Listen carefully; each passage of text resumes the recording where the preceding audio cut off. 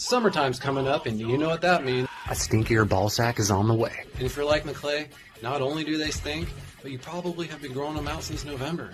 But they deserve better. And we're here to help.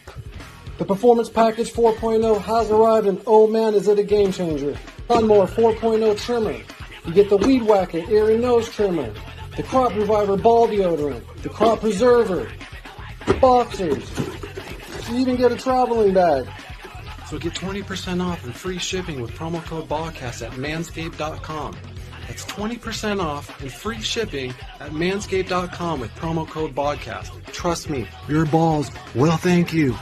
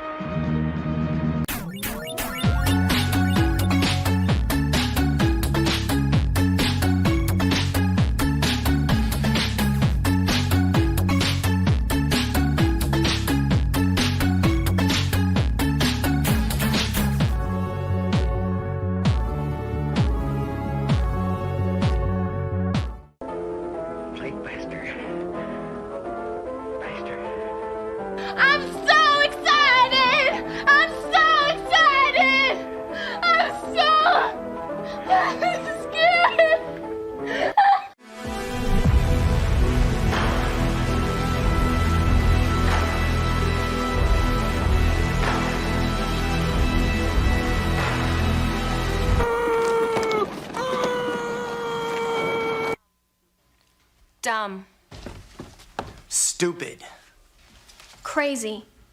Dangerous. Stinks. In one word, would I use dope? Nope.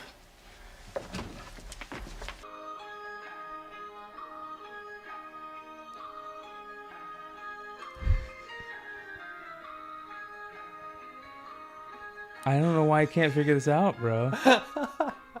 I thought it's like every other time, right? Before we get started, I am proud to announce that the Bogcast has officially partnered with Hempful Farms. These are products that I truly believe in and that I have been using for years now. Even Fabius and Gertie love their Paw Putty products. They literally have CBD for everyone. So if you want to save money when buying your CBD, just go to hempfulfarmscbd.com, use promo code BODCAST, and you will save 15% off when spending $35 or more, and you will get free shipping when spending $75 or more. So again, just use promo code BODCAST at the checkout and go to hempfulfarmscbd.com.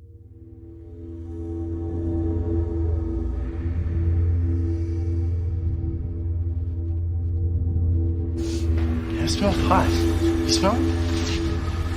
Yeah.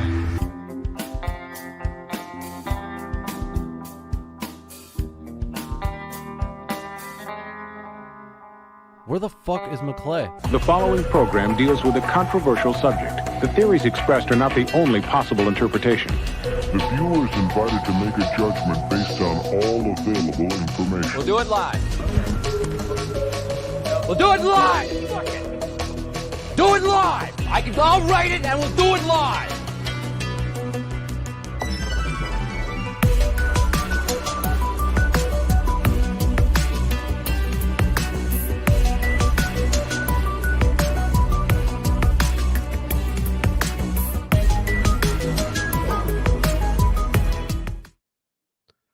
What's up, everybody?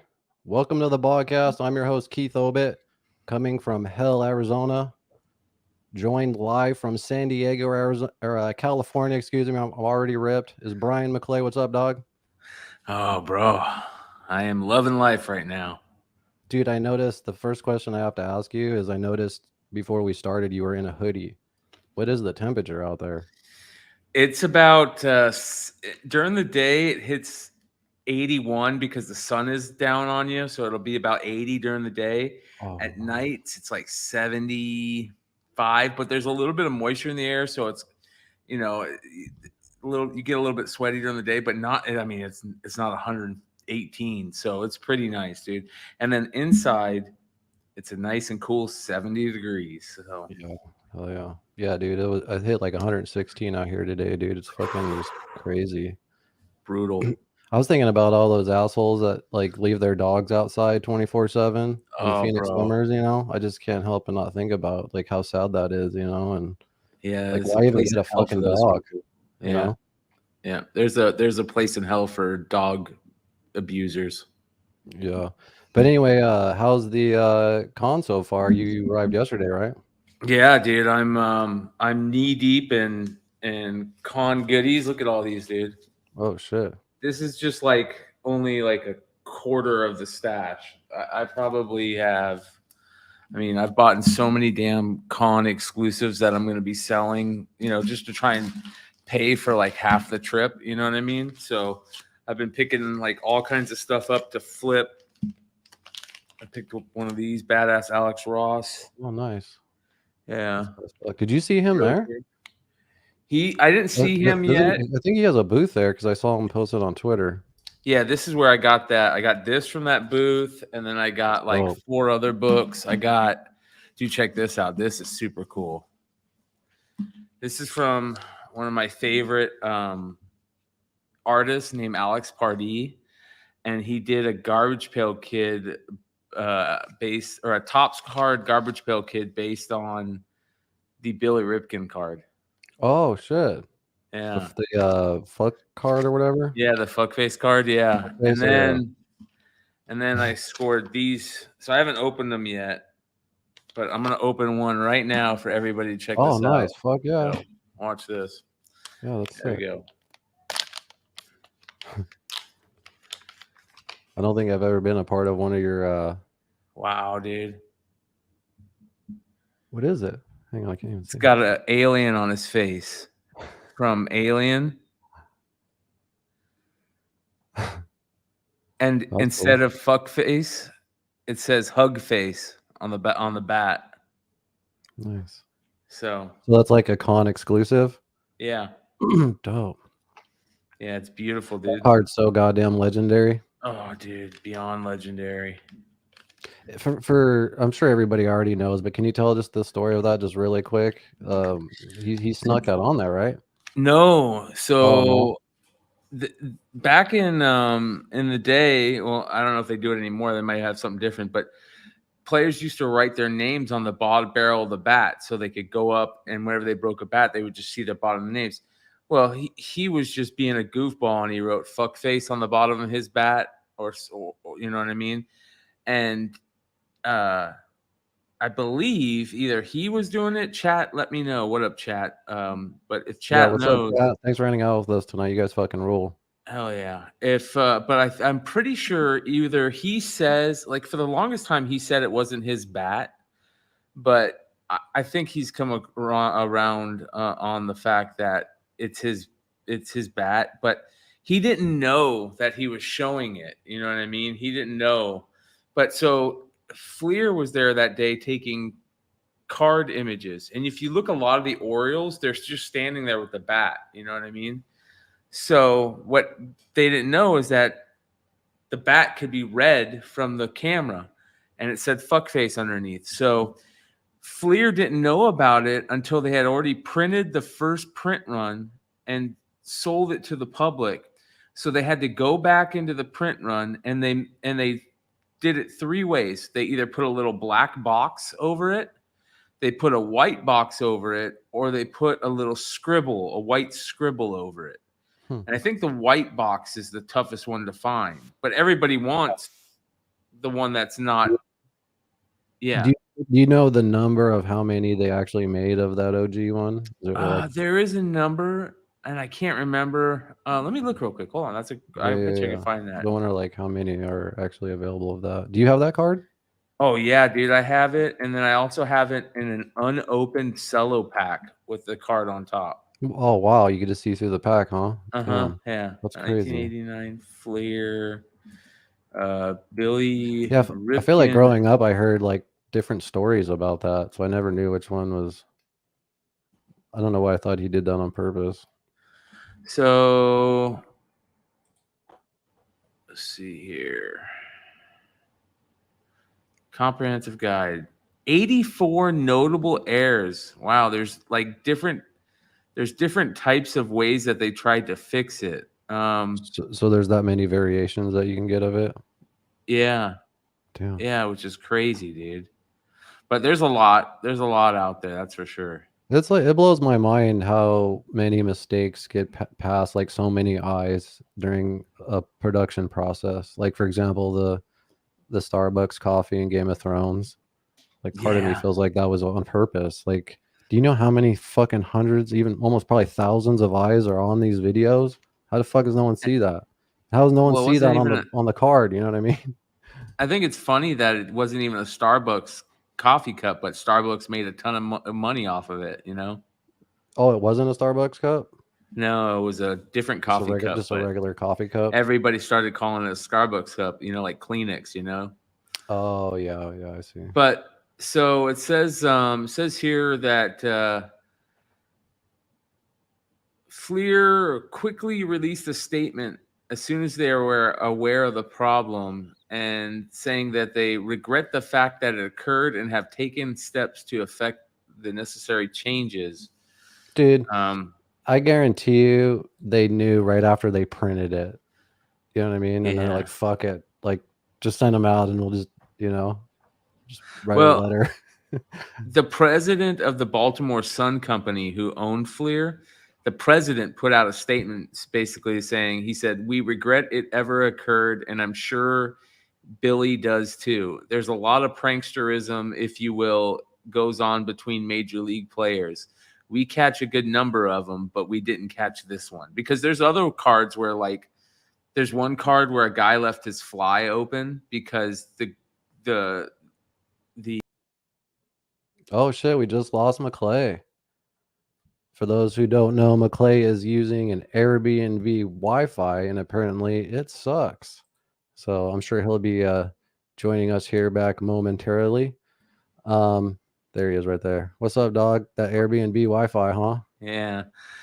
So anyways, like there was one card back in the day where a player left his fly open because the photographer taking the baseball card pics was a chick. So he thought it would be funny. And that's back in the 80s. That's like the dick out in the background of Teen Wolf. Some guy has his dick out, his junk out in that in the high school basketball scene in the background. Do you know that? Yeah. That's legendary, dude. Yeah. Or the drawing, the dick on the My Little Mermaid cover of Disney. Oh, dude, if you want to start getting into all the crazy Disney shit, I mean, we'd be talking for hours. There's so many, like, there's ones where, like, if you slow down the frames, like, you could see, like, really perverted pictures and things like penises and stuff, you know, like that the artists like hide in it, but you can only really see it if you slow the frame rate down, you know? Yeah. That's crazy, dude. So it's been a good show run up, for show the Billy us, Ripken card. Show us that I think it's an Alex Ross, but it was like I believe it was Uncle Sam in the news, right? Yeah, so I bought this. Yeah, that's bad as fuck, dude. I bought this just because I wanted a print of it, but they didn't have a print of it. It's an actual hardcover book, and you could see how thin it is, how thick it's a Oh, I big thought book, it was a right? print when you sent me the picture. Yeah. So it was, dude, this was $75 for this, but I had to have it just because, you know, I collect Alex Ross and I collect Uncle Sam stuff. Yeah. Yeah, that's so dope. That's bad as fuck. Yeah, so I'm gonna put this in a frame somehow, and because I have all the other Alex Ross, Uncle Sam stuff, the one where he's flipping the bird, and but you might even be able to get him to sign that, right? Yeah, it is signed actually. It's in the inside. Okay. Yeah, Oh, when you okay. open it up on the inside, it's signed. That's why it's so expensive. Yeah, this is his 2017 sketchbook, and they only made so many of them, and they only had a couple left. So, yeah. Damn, you pretty still dope. got 3 more days, huh? To grab shit. Jeez, dude. I mean, the amount of stuff. Like, I picked up. A lot of the comic people will know this. This is J. Scott Campbell, one of the biggest artists in the game. I picked up like 4 of these. These are signed. I'll be selling those. These are more Alex Ross books. I picked up 2 of these. These are badass. I picked and all of these I'm just gonna sell just to try and pay for the weekend out here because I'm you spend a lot of money on the Airbnb and stuff. So I got 2 of these. These are Alex Ross also. How much does the Comic-Con tickets cost, like, per day? Oh, like $200 and something. Yeah. A day? Yeah. Holy it's shit! Ridiculous. And then this is a badass Boba Fett, dude. Look at this. Who From did Ian that? Gist. Okay. So, yeah. So all of these will be available for sale. I might even actually try to put some up on my IG and What are you gonna cosplay as? I thought of a really good one yesterday only because we saw one walking by and I was like, bro, if I was ever to cosplay, I would cosplay it. That's a great cosplay. Barf from Space Balls. Oh, that's fucking great. There's probably like a lot of good genius ones, huh? Yeah. Definitely not going to cosplay as Lady Death, but I picked these up too. So these will be nice. Yeah, beautiful, just gorgeous. And these are all like, you can see the prices on them out the gate. $80, $25. They're all about $25 on average, but you can only get them at San Diego. So it's worth to pick up. And this, Keith. They only have these certain exclusives at San Diego, and it's a big deal. So, do they also do the thing where they have like exclusives like on certain days, like on Friday? That's what these are. And on Saturday, it's that. And so yeah, that's what a lot of these are. We missed out on a bunch because they started doing this thing here where they cap lines, where like if the line gets a little long, they'll just say, sorry, it's capped. You just need to walk around the con and come check back to see if it's not capped anymore. And it's like, what? And so we would walk around.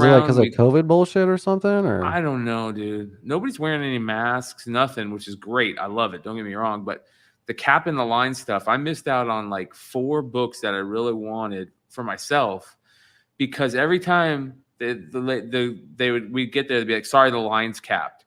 We'd be like, dude, we have been back here 5 times to tell you. And every time you tell us the line just got capped, at some point you just got to let us get in line, bro. Like what the hell? So it's stupid, dude. It's really dumb. I see a lot of people on Twitter, that are like live streaming from there with their phones in their hands, just walking.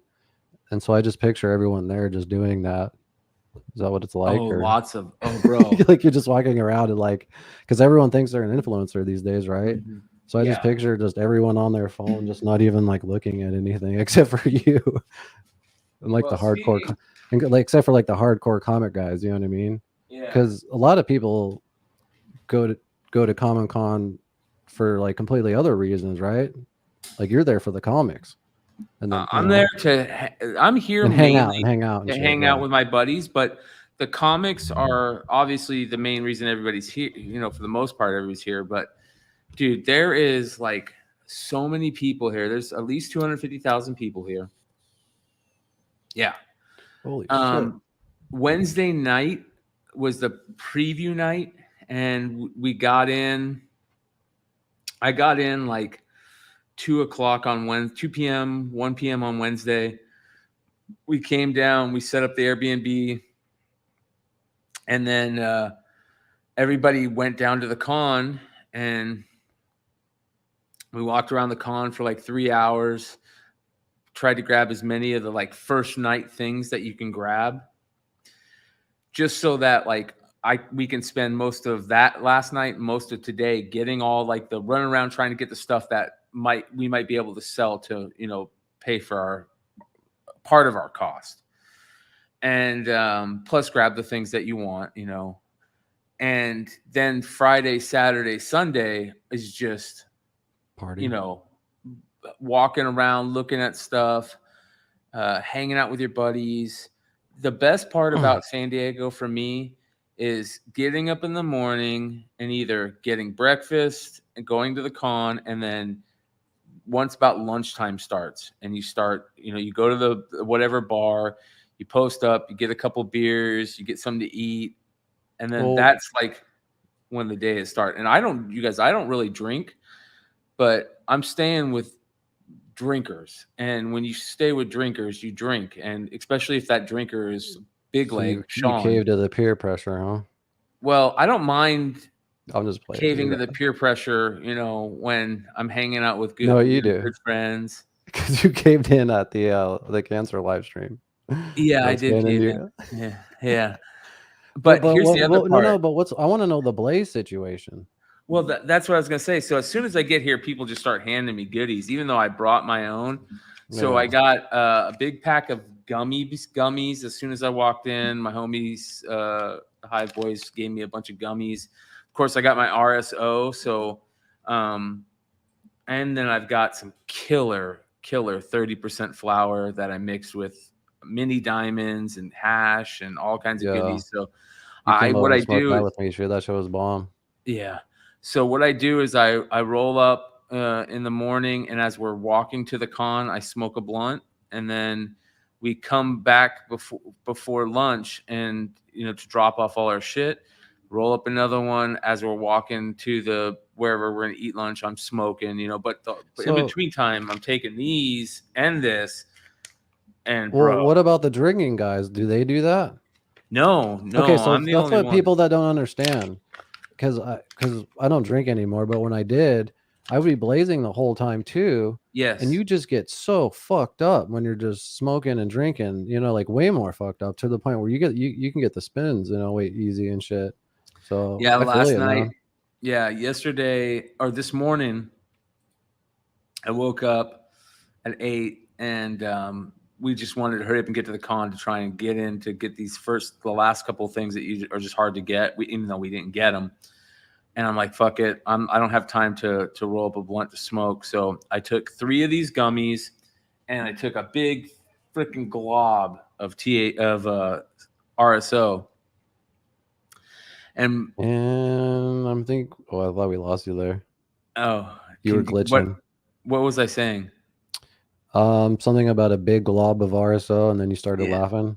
Yeah, so I took a big glob of RSO and 3 of these gummies, and there was at one point where I'm in the con, and when you're in the con on regular days, it's like you're like surfing a sea of people, and at one point you're just walking and you're trying just to like get in and out and pick your places. Just navigate. And I look, and it's like just a sea of shoulders, and it felt like they were all level, and then everything behind them was moving. It was weird, dude. And I'm just like, holy cow, the gummies just kicked in. And then about 20 minutes later, that intensified times 3 because the RSO kicked in. And bro, I was like next level. I told the people I'm with, I'm like, listen, I'm just following at this point, and you're gonna lose me at some point. Just call me. And sure enough, twice they lost me. I'm just wandering. They need to get one of those bracelets with those like wires on it. You have the little kids so they don't lose you. It's on my head on a helmet. God damn, yeah, fuck, dude. I want to try that shit. I want to see people floating and stuff. Those edibles sound awesome. Well, here's the best part. Guess what's tolerated in California? Well, yeah, cannabis like a motherfucker. And mushrooms? I was gonna ask you about that. You should be fucking microdosing, dude. Hold on. Uh-oh. He's got some mushroom candy. I could feel it. I forgot about all the mushroom shit in Cali. It kind of melted a little bit, but mushroom candy. Yeah, mushroom chocolate's nice. Yeah. Take one now, dude. I already did, dude. Come on, bro. Everyone's doing it. I already did. Everyone's doing it, dude. Come on. Chad Cave says, were you up till 4 a.m. last night, McClay? I got a text from you at 7:20 Eastern, or you're just getting up early as fuck. Oh, shit. What did I just do? Let us know what strain you are smoking, though, in the comments. If it's a sativa, indica, the strain name. Each week we pick a random person, send out some stickers and magnets. Would you say, is there a strain name on those edibles or anything like that? Or is just the RSO, what is it, a 1-to-1? Yeah, it's a 1-to-1 high THC. So this is a new strain for me. It's called Pastries number 34. Dude, I just started hitting it a couple hours ago and I'm pretty fucking ripped already. But it says it's a breed between crossing Oreos and jet fuel gelato. It's a indica. Tastes sweet with an almost cookie dough flavor and a piney aftertaste. And I have to agree, dude. So yeah, let us know what you guys are smoking. Yeah, dude, that's dope, dude. I'm glad you went out there. It sounds like you're having fun. Yeah, dude. It was it's been good so far, and I've run into a lot of great friends, other content creators and stuff. It's been a good time, man. So, and it's only halfway done, so we got Do you think you'll go days. deep? Do you think you might go deep on the mushrooms? Maybe like 3-4 grams? It depends, because here's what I also got. I also got the truffle mushrooms. Nice. Yeah, so those are what I'm going to try tomorrow night. I don't know if I'm going to go deep. I've got about probably a gram of the truffles. We'll see. That'll make you feel awesome, dude. Yeah. Well, here's the cool thing. So tomorrow night is one of the big parties that I'm going to be attending, hanging out with a lot of good friends and a lot of people who are, pretty big in the comic book industry. So I don't want to get too crazy. Yeah, you do. What the fuck are you talking about? Bro, you're in San Diego at Comic-Con, dude. Yeah. That's actually the perfect time to get crazy. At a party with what you do to the comic book industry? Come on, dude. Before you know it, bro, you'll be at some weird satanic ritual. Chad Cave says, I'm kidding. Don't break any laws, and blunts are awful. Cigars are not meant to be inhaled. Well, we're not inhaling cigars, bro. Blunts are, I don't know, pretty awful. I thought I enjoyed them. I smoked them for 2 years straight, but then I quit. Quit the blunts. And then I realized, I don't know, I just I enjoy tasting the weed, the different strains. And see, I feel that I do that with blunts, because you're only with cigars, you have all the tobacco inside and the tobacco leaf, obviously, that is you're rolling it in. So with a blunt, you're still getting a little bit of tobacco with the leaf, but it's not like you're inhaling a cigar. Oh, it's way different than a cigar for sure. Yeah. But they are still just kind of I don't know, heavy, stinky kind of. Yeah, heavy. You know what I mean? I remember Jordan's mom would always come over and man, are you guys smoking cigarettes? And you're like, no, just the blunts. She always thought we were smoking cigarettes. Like, no, just blunts. And then now that I don't smoke blunts and I smell it, I know what she's talking about. Does that make sense? Yeah. But I know for a fact, dude, it made my cholesterol super high because I got my blood checked and my LDL was super high.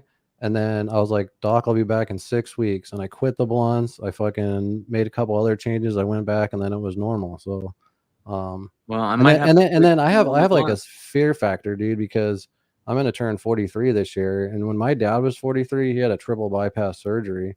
And so just that's just in the back of my mind. Fuck, I don't want to have to go through that. So right when I found that out, dude, I just had to fucking take it serious, Yeah. But don't get me wrong. When you came over, I think it was at the benefit thing. You rolled me a blunt and I hit it, and I really enjoyed it.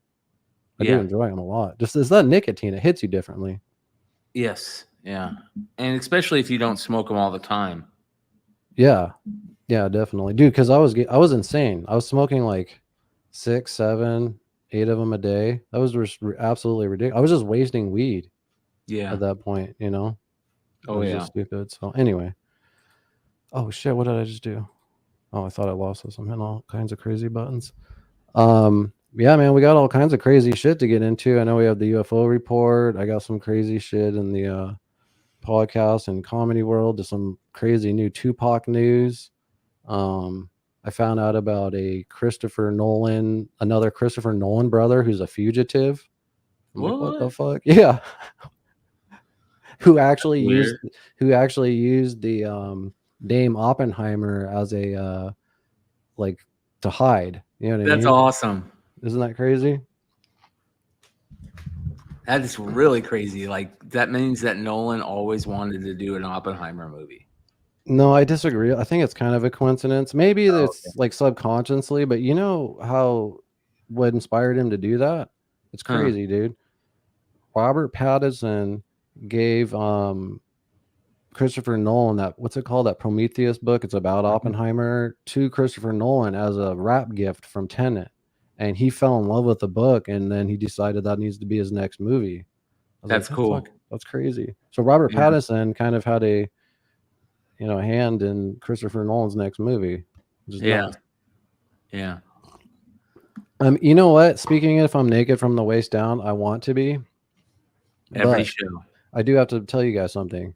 This is my first podcast in history wearing tighty whities. Can you explain why? I got diagnosed with low-hanging balls. For years, they would just slap from side to side, from thigh to thigh, being in a constant state of pain. I even sat on them once when I was playing Zelda. I know that feeling. That hurts. But not anymore. Yeah. My doctor prescribed me tighty whities, and instead of feeling that low cold breeze, dude, they're all compact and warm. My sperm and shit, So well, can I give you a little bit of there's these new dude, I didn't know that for briefs. years. My balls were just fucking boom, boom, boom, boom. I went to the urologist, like, bro, you got low hanging balls. You need to just wear tighty whities. I've been wearing them for like a week. They got these new boxer briefs that have this pocket in them. It's called a pouch. I know, but and I bought some of them for the first time ever this week for San Diego. Jordan bro. showed me those. She wanted to get me those, dude. They're glorious. They're wonderful, bro. Pull those fuckers up, dude. Can you pull them up? I want to look at them. No. Like pull them on the internet. I can't, dude. My shit will glitch out. Okay. What's it? What do they call it? Just pocket boxer briefs with pouch. That's so funny you're saying that. You actually have them? I tried for the first time ever. I'm like, you know what? I'm gonna be walking my ass off, dude. This is gonna give us a YouTube strike. Yeah. Is it this one? The far right, I think is one. With the elephant? Is it an elephant? No, see the inside pouch? You're wearing those right now. No, not right now, but I wore a pair yesterday. Wow. And you approve? So far they're working great, bro. They feel great. Oh. They're like also they call them anti-chafing, obviously, because your fucking balls aren't sticking to your leg or when you're walking, so you got a nice little pouch, just like Tighty's Whiteys. And they're for people who some people they can't stand wearing tighty whities. So this is like a best of both I feel worlds. like I went from like a middle-aged man to an old man, just overnight going from boxers. But I actually like it. I'm embracing it. I like it. Like it feels like a new me. Like I gained like a little bit of confidence. It's kind of like when you hit 18, 21, and then 40. Do you have like the American flag ones or anything? No, they're just plain colors. Yeah, we should get a sponsor by them. Yes. Yeah, why is it called the crowd pleaser? What's called the crowd pleaser? Those boxers that we were just looking at. Oh, really? Mm-hmm. That's interesting. Damn. Yeah, I'm gonna have to check those out. But anyway, that's funny, dude. What? God, diagnosed with low-hanging balls. That's sad. It's what men go through. You know what he showed me? This was the day of, I can't say the R word on here, but when I got molested, Yeah. He gave me that diagnosis, and then he literally took his phone out and pulled up Dick's Sporting Goods and showed me like a jock strap that we would wear in like 8th grade, 7th grade Little League. Yeah. He's like, you just need to wear one of these. I'm like, what, the cup in it and everything? He's like, yeah. I'm like, all right. And I got in the car and I was walking to the car like this, just like, and she's like, what happened? I told her about the molesting, and then I told her about that, and she's like, well, just try tighty whities, I was like, yeah, you're right. My dad wore tighty whities. I could do that. Yeah. I still feel like that, dude. I'm not even kidding. I got Still feel flashbacks like- to that day. Oh, from the because molesting. when you normally get it done, dude, they go like this. Think. Nice and smooth. Put on a little Vaseline. No, you're good, dude. This was Yeah. with nail. And I was just like, oh my god, dude, fuck. Yeah, that would piss me off. I would lose it on the dude. I'm gonna leave a Google review. I'd be like, changing doctors. Yeah, you're right. Fuck off. That was not cool. We're changing doctors. I could play the video really quick of this TikTok I found. This guy that put together about the fugitive shit. Yeah, it's just a. I'm gonna have problems probably sharing my screen tonight, so we might be. I can pull shit up if you want, or yeah, whatever. Yeah. Okay. I know how it's a pain in the ass for because you only have one screen, right? Yeah, only one screen, and I'm on Wi-Fi too. So every time I bring up an extra screen, it starts glitching out. Yeah, I first saw this on Twitter. Someone just tweeted about it, and then I started researching it. And there's kind of an article here and there about this whole thing, but this guy kind of put all the information together in one video. So, hold on. Before you start playing that, hold on. What? Sean Little says, "Dude, that was the vaguest, darkest story I've ever heard. I've heard in a minute.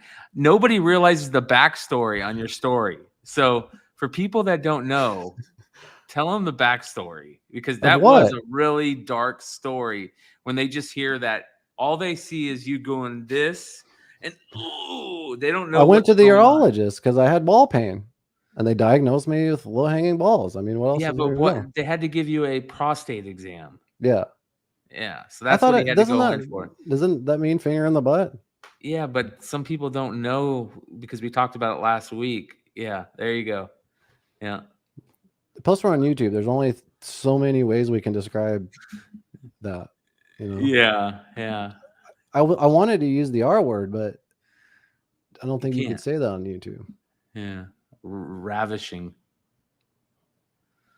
You got ravished. Anyway, that's my life.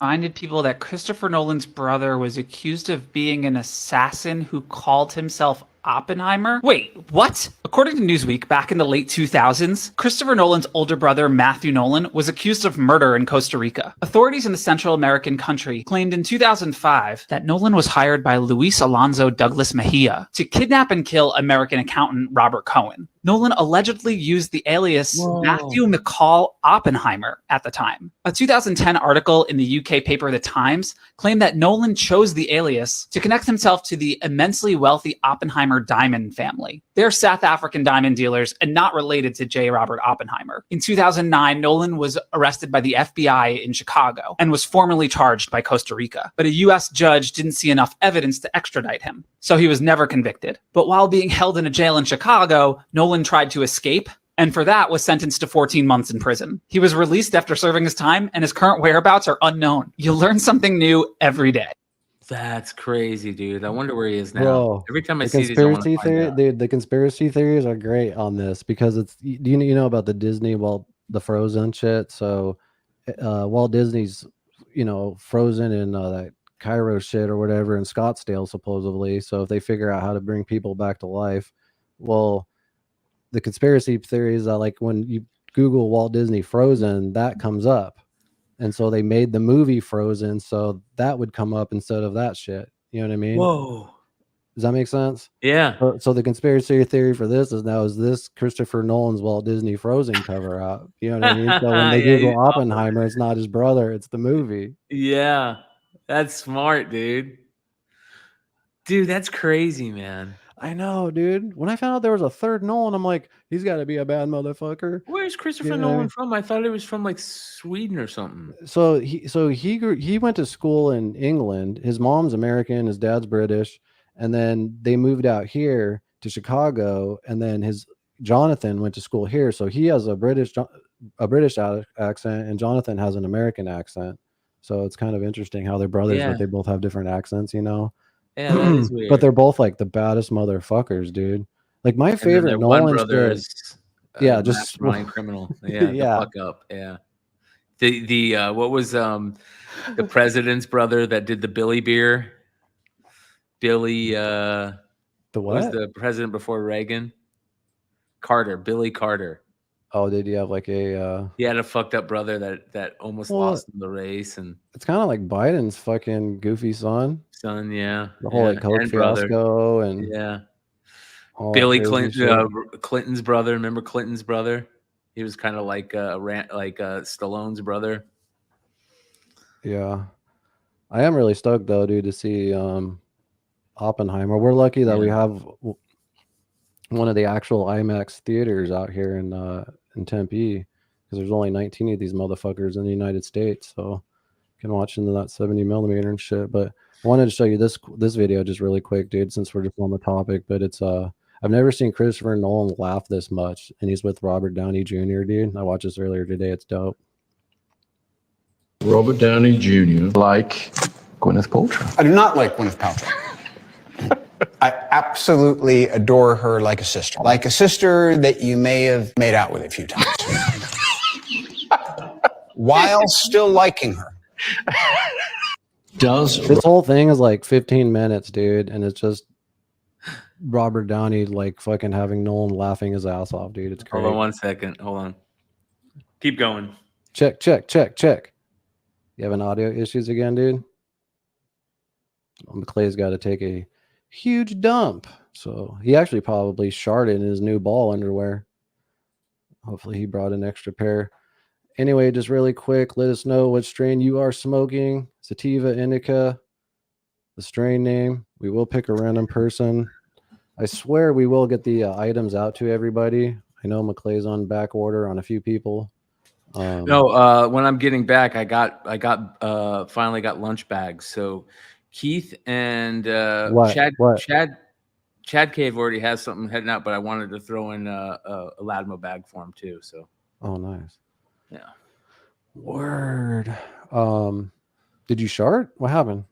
No. One of my roommates, the guy, a big leg that I'm staying with for San Diego's here. He showed up, so we went to the con and grabbed some goodies. Nice, dude. I know. Did you want me to pull out some UFO shit? I know there's some stuff on it. I can find it on Twitter, maybe. Or it's up to you, man. If you want to do that first, or you want to do the craziness with the Nelk boys and this Tupac stuff. What's going on with Tupac, bro? I want to hear about this. Okay, so this is kind of crazy, dude. Yeah, this is new. So this just came out today. Las Vegas police used computers, photographs from home in connection with Tupac's murder. The items were taken from the home of Dwayne Keith Davis. He's the guy that they kind of always suspected all along. Kiki, right? The Kiki Davis or whatever his name is. A warrant obtained by Las Vegas police filed Tuesday with Clark County District Court showed the home of Dwayne Keith Davis, 60, was searched in connection with the murder of rapper Tupac Shakur. Kind of just talks about that a little bit. Is there a picture of him? No. So they went and got a bunch of computers and shit. He must have been talking about it, you know. The items police took from Davis's home include a desktop computer, a laptop, 40 ink cartridges, a copy of the book Compton Street Legends, a copy of Vibe magazine's issue on Tupac, 2 tubs of photographs, and other documents, court showed. The warrant, signed by Judge Jacqueline Bluth, had allowed for seizures of computers, electronic storage devices, typed or handwritten notes concerning media coverage of Tupac's murder, and documentation of Davis's affiliation with the Southside Compton Crips, among other items. I want to Google this dude's name. Dude. Yeah, so it's just kind of interesting. Just what is this? 30 years later, maybe? Yeah. Yeah, Keith D. That's what you're talking about. Yeah, Keith. Well, actually, I think his brother or it was cousin? his nephew. Like His he's nephew. the uncle. So the guy that actually like killed Tupac is dead, I think, right? Yes. Yeah. And then but this guy is his uncle and supposedly has all the information connected to it and shit. So Well, and he's been in multiple interviews basically saying what happened. So that's weird. I mean, maybe the Las Vegas Police Department is just pissed at him because he's upstaging him. You know what I mean? You at think this so? point. That happens a lot. He's probably like, I didn't have anything to do with it, but I know what happened, and I've told the police this How stuff. stupid can you be to go on podcasts and say that? And one of the Well, biggest unsolved murders in history. You know what I mean? yeah, but if he said that if he comes out and says, "Hey, I told the cops this, they've known all this," and it's been talked about and behind the scenes forever. I mean, everybody's kind of knew that's this Keefe D guy. And that is the weird thing. Jersey to the Bay says 40 ink cartridges. Why are they taking ink That's what cartridges? I was saying. Like, what the fuck? Yeah. That's like, I think chuckled at that part. That's weird. Yeah. That's very weird. I'd be interested to see why they're 30 years doing that. later. Like, are they worried that he's writing a book? I wonder if he's writing, because here's the other thing. Yeah, There's a wasn't lot there of some crooked cops and shit involved? Yeah. Yeah. A lot of crooked cops were part of that whole thing. And Yeah, so for all we know, they could be fucking planting shit. And this guy could be writing a book on all the crooked cops or all the crooked shit that happened. I'm trying to see if there's any other details I can just. It's kind of all the same shit. It's just interesting that, like, I haven't heard anyone talk about this in forever, except for that guy going around the podcast. But I don't know, it's kind of big news, dude. Yeah, that's huge news. That's really big news, dude. The Tupac murder was such a what do you think is more? This is gonna sound really, really crazy. What do you think more iconic, the Tupac murder or the Kurt Cobain murder? Oh my god. About the same, right? I feel like they're exactly equal because they were like for two different kinds of cultures in a way. You know what I mean? For me personally, it was obviously Kurt Cobain because I was a little Kurt Cobain wannabe when I was like a teenager and shit. You know what I mean? So it's like, but I was also honestly just almost as influenced and inspired in Tupac. You know what I mean? In different ways, just as because of his fucking, just I don't know. He was just, what blows me away about Tupac, dude, is he was 24 years old. To me, that's like a fucking kid still. You know what I mean? And all that crazy, all that music he did, all that crazy shit he did. 24 years old. That's the craziest part to me, is to think how young he was. Yeah. Yeah. And how smart he was. You know what I mean? Yeah, for his age. Yeah, very, very mature for his age. Well, that's because he grew up with a mom who was part of the Black Panther movement, and he was very educated as a young kid, and then. He spent probably many, many months in prison reading, some amazing books that helped educate that mind. Yeah, the Kurt Cobain thing just completely changed my whole life, dude. I was like, because I was like a little kid, and then to have that happen, it was just so bizarre. He killed himself? Like, what the fuck? Yeah. You know what I mean? And to be honest with you, dude, like I wasn't ever even like a big Kobe Bryant fan or anything. I mean, I respected his hustle and how hard he worked and shit like that because I'm not really into sports, but I still think it's weird that he's gone. Like, yeah, fuck? And that's just that. Like, what the fuck?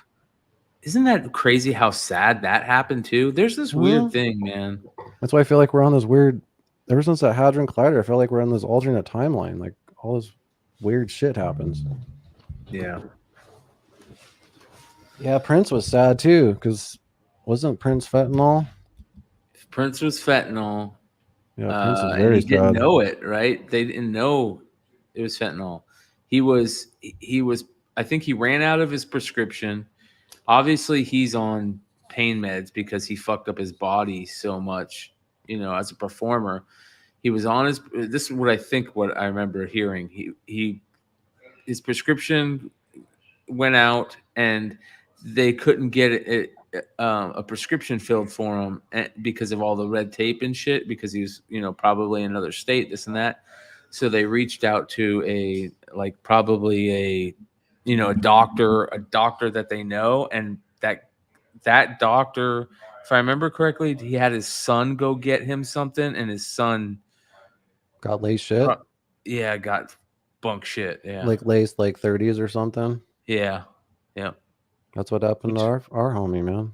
Mm-hmm. That happens to a lot of people, bro. A lot of people. So yeah, so people just they have like pill pressers in their garage, and they'll just make fake Percocet 30s, and they'll put fentanyl in it, and there's no way for them to tell that the fentanyl is evenly distributed per pill.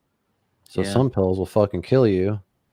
Some pills will just, even just a little bit of fentanyl will get you so high though. Yeah. That's what's crazy about that, dude. Well, dude, I've only been here since Wednesday night, and I've already seen multiple people be using on the streets, shooting up, smoking it. I mean, it's unbelievable. That's like that Gavin Newsom guy, man. He's turned California into a hellscape. I think they're getting rid of like misdemeanors and all that shit, and like seriously, like you're gonna be able to do like small crimes. Like they're not gonna be able to arrest you. Like they're doing so much crazy shit in California right now, dude. Like it's wild. They're gonna everybody from California is gonna leave, and it's gonna be nothing but mentally ill, homeless people and drug addicts and thieves. So, have you seen that crazy new NPC trend? No, is this like walking up to people like they're NPCs or something? No, acting like an NPC on camera. You haven't seen this, bro? No. Okay. This is crazy for me, dude, because I kind of watched this explode in real time. So like a few weeks ago, I came across this chick. Her name's Cherry Crush, I think. And she's acting. I'm gonna pull it up. I'll pull it up. And she's doing all this crazy shit to the camera. And I go to draw. I'm like, what the fuck is this, right? And then sure as shit, another like couple weeks goes by, and then another person's doing that. And then like it's all over Twitter, dude. And now everyone on fucking TikTok is doing this shit, dude. It's fucking crazy. It's nuts. This is what I feel like China's goal was when they gave everybody TikTok. Yeah. So China's like, China's like, all of our young kids are studying STEM, and America. Okay, you ready to watch this shit, dude? Great. Let's do it. Oh, no. Crunchy corn, yum! Kitty paws. So, my God. So people are donating. So she's making money doing this. How spicy. And when you donate certain things, she reacts to what they're donating. Does that make sense? It's very sexualized too, you can tell. Okay, so let me tell you this. I did some research on this chick. She's all over Pornhub, dude. Just fucking just deep throating like a motherfucker, dude. So I think a lot of this is to drive traffic to their OnlyFans and the the pornographic shit. But look at this shit, dude. There's another one. What's the other one's name? Hang on a second. Rose is yum.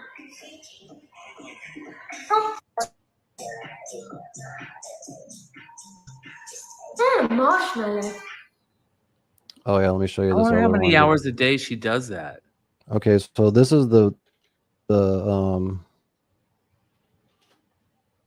guess the most famous one now. She'll have like 50,000 people in her lives at a time. Yes. And she makes anywhere from $3,000 to $7,000 in like a 3-hour stream, like a 3 or 4 hour stream. So because everyone's seen that, dude, literally like every third TikTok that I go on, people are doing this shit now. And it's just like, oh God. Woman, grab. Yes, strong woman. Yes, strong. Take your Tony. Can I eat it? So cute. Balloon. Take your Anna. Take your Maya. Hey! Take your Anna. Take your Jolan. Take your Anusti. Take your Rika. Take your Jolan. Take your. This is actually a bad one. Let me try to find another one. Popcorn. Gang.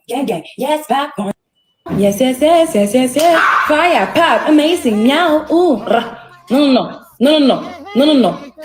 Nikki, Mulligan.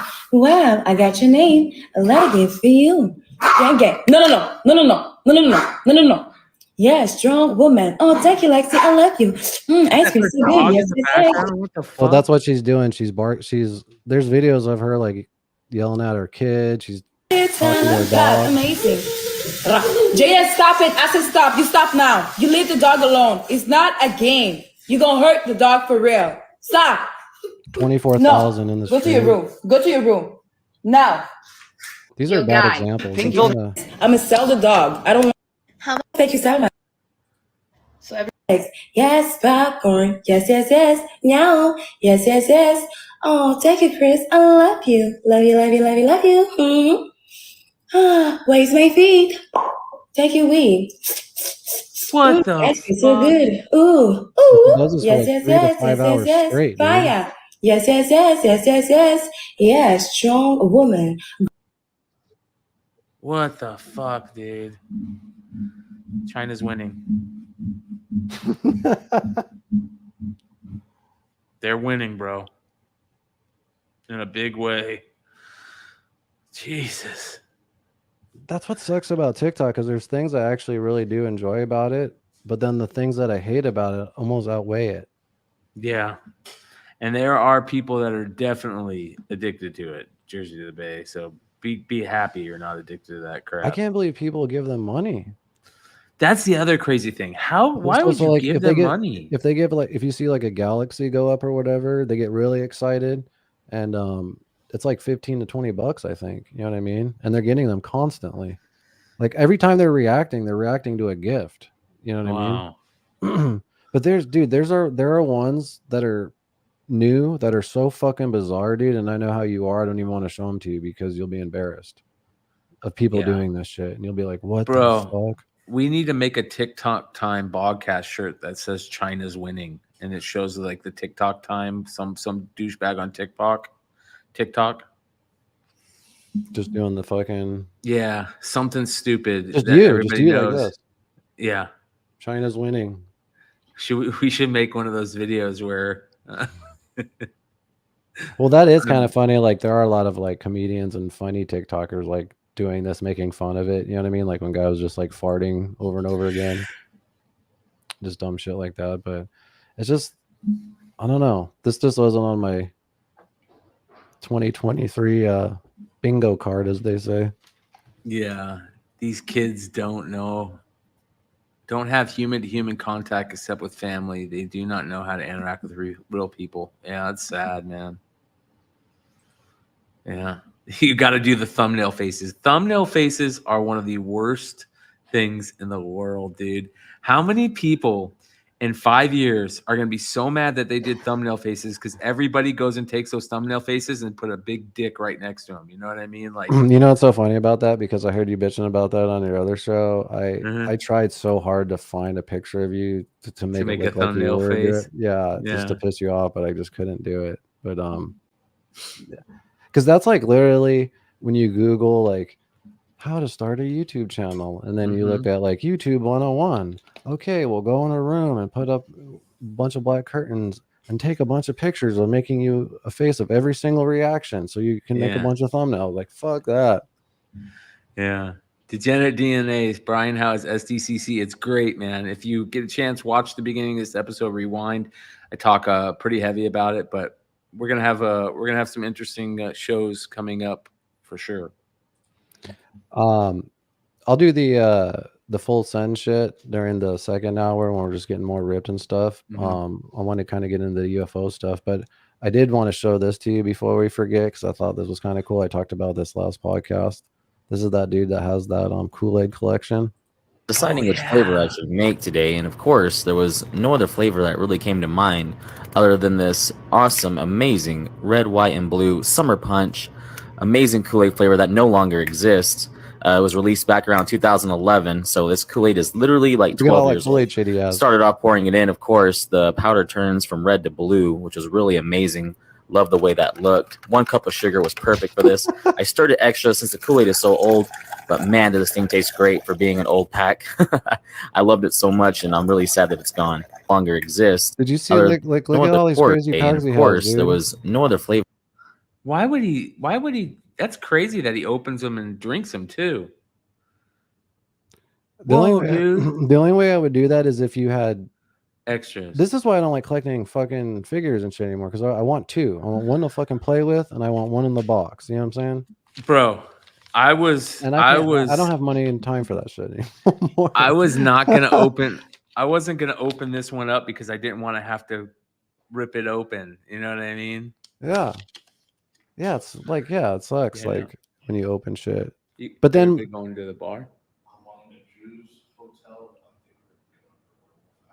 Okay, I'll hit you up. Sorry. oh no, you're good. Bro, Which bro, one that- which one were you tripping out on? What's that? Which one were you tripping out on? You look like you found a Kool-Aid. The Kool-Aid one. Look at the Kool-Aid. Yeah.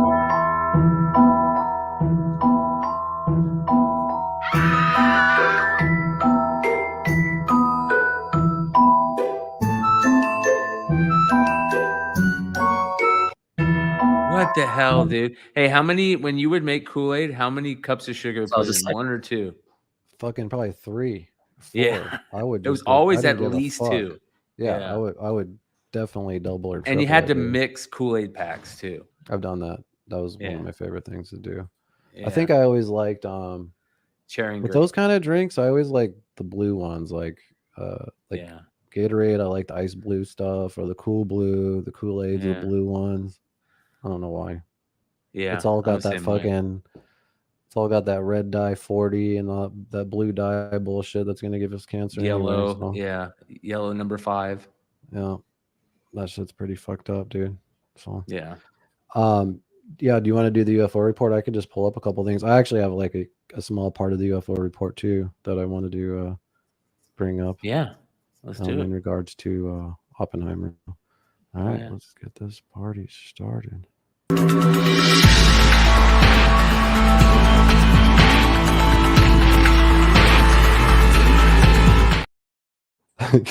Can the Kool-Aid go bad? I don't think so. It's just sugar, right? As long as it can dissolve in water still, it's fine. I mean, it'll probably take extra time to dissolve, like the guy was saying it, but man, that's weird. At least he is enjoying it. Yeah, I think that's part of the cool part. Like, he doesn't just collect them. He actually wants to drink the Kool-Aid and taste it, you know?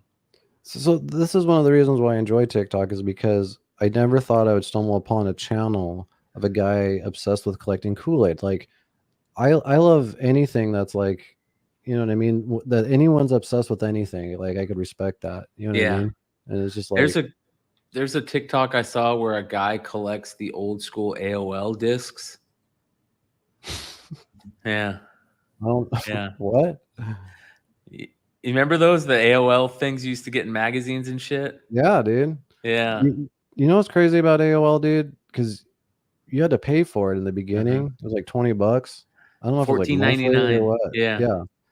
Dude, in like 2013, I was like, my dad's not very good with computers and shit, and I was kind of like helping him with his bills, like kind of organize how he could do them. And I was like, what is this? And it was $20. Sure, it started off $14.99, and he was paying for AOL still. Like, he thought you had to pay for AOL in 2013. Internet? Yeah, and I'm like, Dad, no, you just go to AOL.com. And I showed him, like, you just pull up the browser, you go to AOL.com. He was like, what the fuck? You know what I mean? He thought he had to have the disc and pay and all this shit. And I'm thinking, holy shit, they're probably making millions a year off of guys or people just like my dad who have no idea that that's the thing. That's crazy, dude. And so I helped him save $20 a month. I was like, no, cancel that shit. You just go to AOL.com. You just and actually, you know what? The browser was like way better, like the way it looked and his emails. He's like, AOL should hook those people up. They should like put them in a commercial. Like, you guys are the most loyal AOL customers. You've been paying AOL for 15 years since it was, we're going to bring you, they should do something special for the people that are still paying for They AOL. should. You know why? Because they're all going to die soon. They're all in their fucking 60s and 70s, over, probably, you know what I mean? And they're all going to die soon. So it's like, send them one of those like YouTube plaques, but it's AOL. Yeah. You know what I mean? Like, you've been a fucking AOL fucker for this amount of Diamond days. AOL. Yeah, Diamond AOL player. They should be doing everything they can to keep those fuckers alive. Yeah, that's funny. Well, speaking of all that, keeping those fuckers alive, Our congressmen, our great Congress right now, we've been talking about how congressmen are starting to get a little pissed off about this UFO thing and being told all these crazy UFO stories. And then when they go back into the channels within Congress and they say, hey, we heard about this program, we want information on it, and they get told, sorry, we don't know anything about that. What are you talking about? And they're just like, what are you talking about? I just talked to the serviceman who said that this happened and that he told you guys it happened, and you guys did a whole investigation on it. And they get lied to. So these congressmen are starting to get pissed. And the Senate Majority Leader, Chuck Schumer, who's a Democrat, he was Harry Reid's protege. And if you remember correctly, Harry Reid was the Majority Leader before Chuck Schumer. And he was also the guy that really got all this, along with To the Stars Academy, Robert Bigelow, and George Knapp, really got this UFO push happening. And because of that, Chuck Schumer knew about all the UFO stuff because Harry Reid was, one of his best friends, and they would talk. So Chuck Schumer knows something. And whether he knows something based on those old conversations or something new that's happened, I'm going to say both. But there's rumors going around that either some serviceman or general or high-ranking official knew something that happened, went and talked to either some high-ranking Senate person, or we're even hearing as high as the highest office in the land, the President of the United States, went and talked to the President. The President said, I want to know more information on this. They told the President basically either that we don't know anything about that, or you don't have a need to know, and it pissed him off. And now the senators and the politicians are sitting in there saying, hey, we're the ones that are supposed to be, checking out these special access programs, auditing these special access programs. If you're hiding them from us, that means you're hiding them from the public, right? And you can't do shit like that. There's certain things now that you can't do that. It does not look good.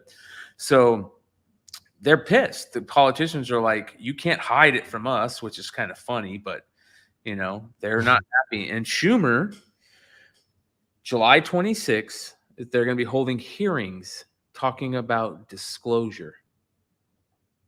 So, yeah, here you go. Crazy stuff, dude. Absolutely crazy. Witness list out for next week's UAP hearing in House Oversight Subcommittee includes some who report UAP UFO sightings, plus UAP whistleblower David Grush. Hearing titled Unidentified Anomalous Phenomena, Implications on National Security, Public Safety, and Government Transparency. When? Next Wednesday, July 26th, 10 a.m. Eastern Time. Has the address. It says the witnesses are obviously Ryan Graves. Ooh, that's a good one. He was one of the pilots. And Yep. David Fravor, both pilots. David Fravor Fravor was considered at the time he was in the military the best American pilot we had. And then David Grush. Yep, David Grush, the huge whistleblower that basically dropped all the information this last time. And guess what I'm hearing from Jeremy Corbell? 2 new whistleblowers on the level of David Grush. Oh shit! For this hearing or just in general? For this hearing. Oh shit! And there's more hearings to come. Weaponized just did a podcast. They released it yesterday or 2 days ago, I think, or like 18 hours ago. I listened to it on the way up here, where they talk. Jeremy Corbell said that him and George Knapp were supposed to be part of that hearing to get to testify in front of Congress, but they got pushed back to another hearing because so many whistleblowers are coming out over this. It's absolutely amazing that it just took something to start to get going. You know what I mean? For everybody just to follow suit, right? What do you think? You're right. Was it Grush? I think Grush was the one that made everybody kind of realize that they wouldn't get in horrible trouble and they wouldn't be laughed at.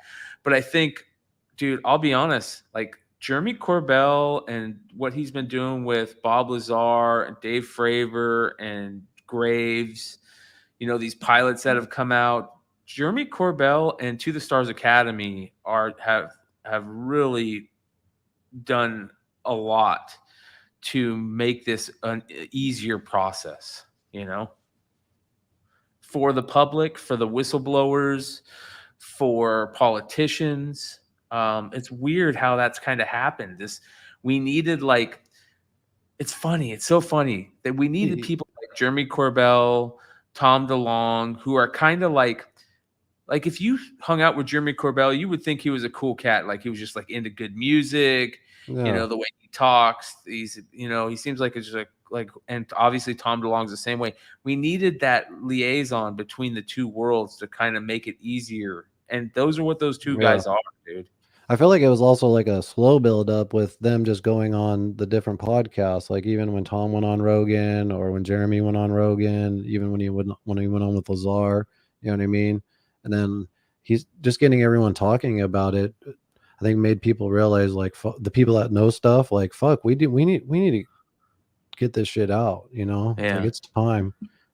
Brad Selden says Bigelow the T Maven. I don't know. Was Bob Bigelow the T Maven? I think Bob Bigelow was. I know he had NIDS, National Institute for Discovery Sciences, and now he also has Bigelow Aerospace, which they're famous for creating that space blimp idea. So, whew, gummies are hitting in. Anyways, so yeah, man, the July 26th, it could be. A lot of people are saying that this could be the one that we've all been waiting for, right? Because Schumer knows something, and that's a big deal. Dude, we should do a watch party. I'm down. I'm totally down, dude. Just just a quick stream, while it happens, and we just watch it and just be like, oh shit. Yeah, I would love to. I think it's fucking super rip. Yeah, if you guys want to hang out with us for the hearing next week. So what did I say? It was 10 a.m. Eastern? July 26th, yeah. Let me pull it up again. What day is that? That's next Wednesday. Okay, perfect. That'd be fun. Let me pull it up again really quick, though. And then we will just watch it live, get super ripped. So it's 3 hours here, right? So let's it'll be 7 a.m. here. Is it 10 a.m. Eastern? Yeah. You're not going to be up, dude. Well, maybe I'll be up for that one. I'll make it special case. All right, you guys heard that, right? That'd be wake and bake. We can wake and bake together. Yeah. JLS Comics, the same day Secret Invasion ends. Yeah. They're ending Secret Invasion, the Marvel series, and a new Secret Invasion ends. We're getting real aliens. They're going to let us know that Secret Invasion's real.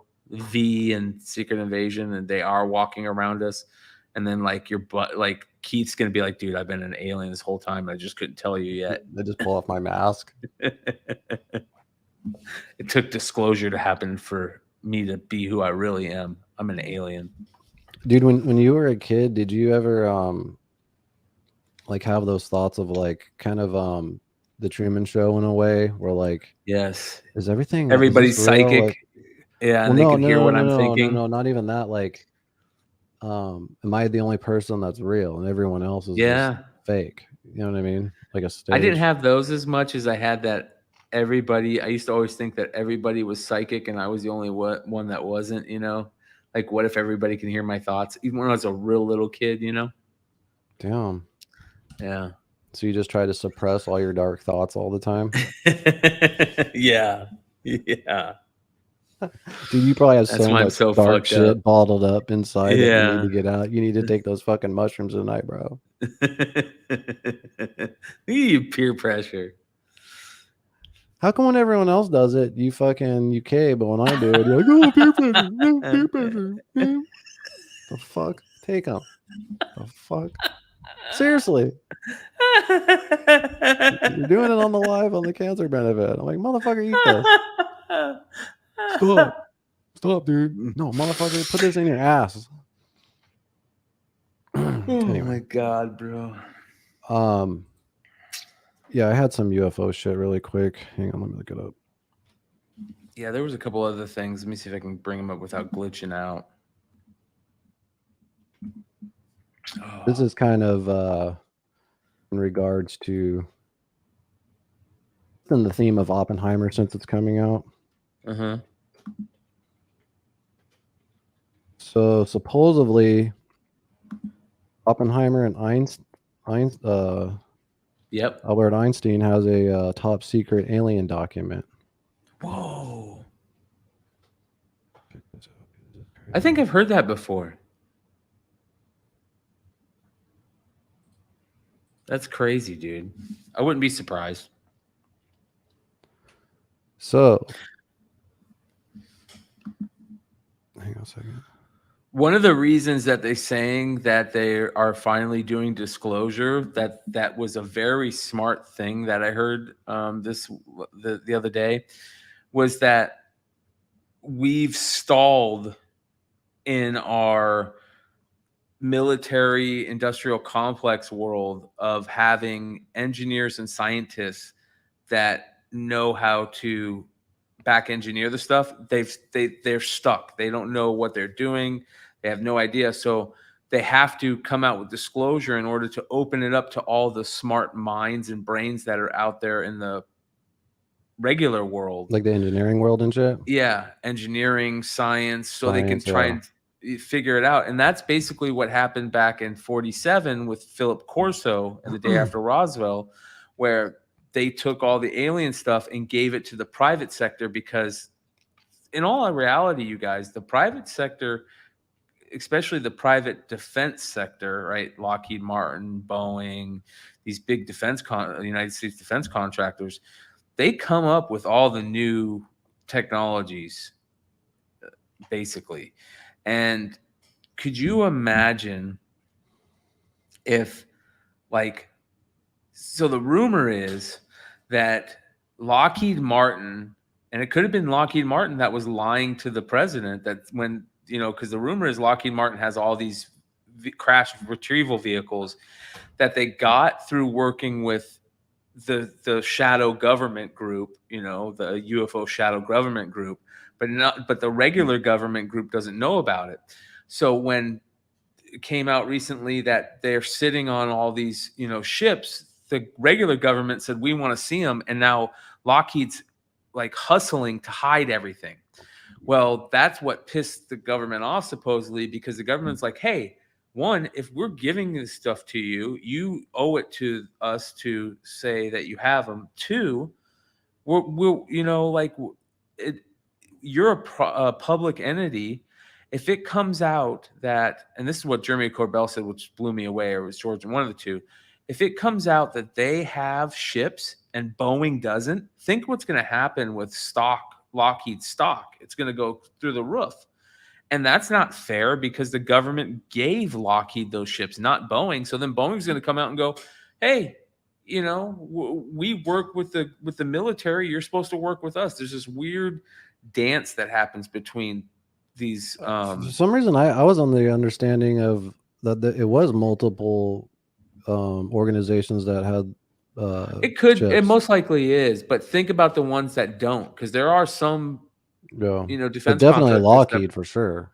Oh yeah, Skunk Works 100% has them. Yeah. So it's dude. There's this weird dance that's starting to happen because only certain people have a need to know, and the people that don't are pissed that they don't have they don't have that level. How much do you think the president knows? Like when I don't think the president knows shit, but I think that he's the type of guy that has the bravado that when he found out it was real and that they wouldn't tell him, he probably got pissed that you wouldn't tell me during the Obama thing. Maybe I don't mean any particular president. I'm just mean in general. I don't think that they know. I don't think that they know, unless they were military guys. They probably don't know. That's why. So you don't think Donald Trump knows anything about UFOs? Or Biden? I think that he tried to find out, and they held it back from him, because they were probably like, this guy's a fucking moron. He's going to be out in 4 years. We don't need to tell him shit, that type of thing. Yeah. But, the rumor is that's why that's why Eisenhower had the meeting at Holloman Air Force Base. No, it was a Holloman back in the day, because He found out the same way. He heard about that, that Area 51 was a base first. He's like, what are you talking about? That's shouldn't be a real base. He found out it was a base. And then he told one of his main generals, he said, I need you to go find out everything they have there. I want to know every single bit of it.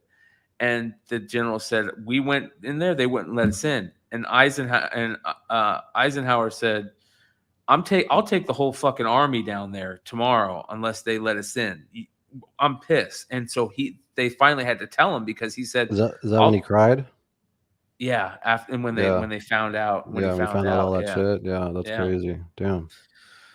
Yeah, I mean, could you imagine? Like, you're one of the top generals and the military officials in the land, and you're president.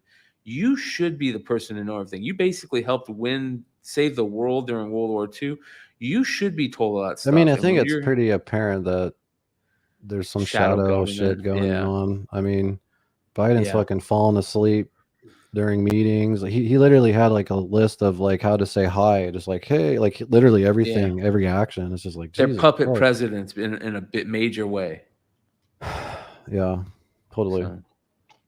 But yeah, speaking of the Oppenheimer and Albert Einstein, this article came out recently, which I thought was cool.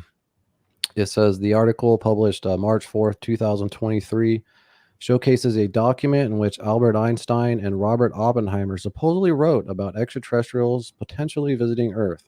In it, they hypothesize about the potential origins of an extraterrestrial race, consider what we should do if said extraterrestrials wish to settle on Earth, and question whether they have visited us as a result of testing atomic weapons. So I don't know if this is real or not. What's that? That's a big deal. I thought you were gone. I was like, where'd he go? That's a big deal, talking about the fact that, can you say that again, what the aliens did? Well, I'm going to read the whole thing. Settled in Earth. That's a big deal. Yeah, so this looks like one of those old school like documents that you're always showing, McClay. Yeah. It says top secret relationships June with 47. inhabitants of celestial bodies. June 1947. Relationships with extraterrestrial men presents no basically new problem from the standpoint of international law, but the possibility of confronting intelligent beings that do not belong to the human race would bring us problems whose solution it is difficult to conceive. That's pretty crazy. Yeah, because what they want is we might not even understand what their purpose is, because they could be so far ahead of us in what they're trying to do. And here's the real crazy thing, and I've told this to a couple of people over the last couple of days. Hey, I'm gonna try to pull up a different one of it because it's not letting me scroll down on that one. But go ahead. Yeah, one of the crazy facts is a very real possibility as of right now, in my opinion. If this happens and disclosure happens, immediately it creates a real possibility that we're going to get told that these could be the things that created the human race. That's game changing, world changing, everything. And once that happens, well, yeah, because it's gonna just crush all religions. Not necessarily. Not if we find out that there is something that created them. Because, like I said, I go back to the soul. Supposedly these aliens are some type of soul progenitor. We have souls. And the fact that we have the ability to have souls is something that's very it's talked about in a big way. So sorry. I fucking these internet sites, dude, they have like fucking about 90 ads. I know, dude. And then okay, this isn't the act. This is like a not the actual document, but it's the same shit from it. So yeah, they redo it. That's good. In principle, there's no difficulty in accepting the possibility of coming to an understanding with them and of establishing all kinds of relationships. The difficulty lies in trying to establish the principles on which these relationships should be based. In the first place, it would be necessary to establish communication with them through some language or other, and afterwards, as a first condition for all intelligence, that they should have a psychology similar to that of men. At any rate, international law should make place for a new law on a different basis, and it might be called Law Among Planetary Peoples, following the guidelines found in the, how do you say that word? Pentateuch? Obviously, the idea of revolutionizing international law to the point where it could be capable of coping with new situations would compel us to make a change in its structure, a change so basic that it would no longer be international law. That is to say, as it is conceived today, but something altogether different, so that it can no longer bear the same name. Wow, dude. That international law part's interesting. Right? If these intelligent beings were in possession of a more or less culture and a more or less perfect political organization, they would have been an absolute right to be recognized as an independent and sovereign peoples. We would have to come to an agreement with them to establish the legal regulations upon which future relationships would be based, and it would be necessary to accept many of their principles. Finally, if they should reject all peaceful cooperation and become an imminent threat to Earth, we would have the right to legitimate defense, but only insofar as it would be necessary to annul the danger. Annul this danger. Fuck us up. Oh yeah, we'd be fucked, dude. Yeah. There'd be some like kumbaya, like world get together moment, right? And then yeah, what is that like? What movie is that where they're all out there? Oh, come save us! And they just get destroyed. I always just think of Independence Day, dude. Yeah, Independence Day. Yeah. Yeah, Joe's Doolin said, well, international law is basically ignored anyway. Yeah, you're right. And the aliens are going to ignore all of it, anything we say to them. We can't stop them. So that's the scary thing. That out of all this, the scariest thing is the fact that no matter what, even if the aliens are malevolent or they're good or if they're neither, right? They could be neither because they could have progressed farther than those words even have an understanding, right? But the fact is that we can't stop them from doing whatever they want to us. You know, like we literally cannot stop them. They could take us in the middle of the night. They can, shut down nuclear warheads. They've been here for billions of years, probably millions of years, probably at least on this They've planet. probably seen like 7 or 8, if not even more, different cycles of human evolution, right? Like different kinds of technologies. I almost feel like they give us the chance to figure it out, and then until we wipe ourselves out. Yeah, until we wipe ourselves out, and then they're like, "Fuck, we need to start over."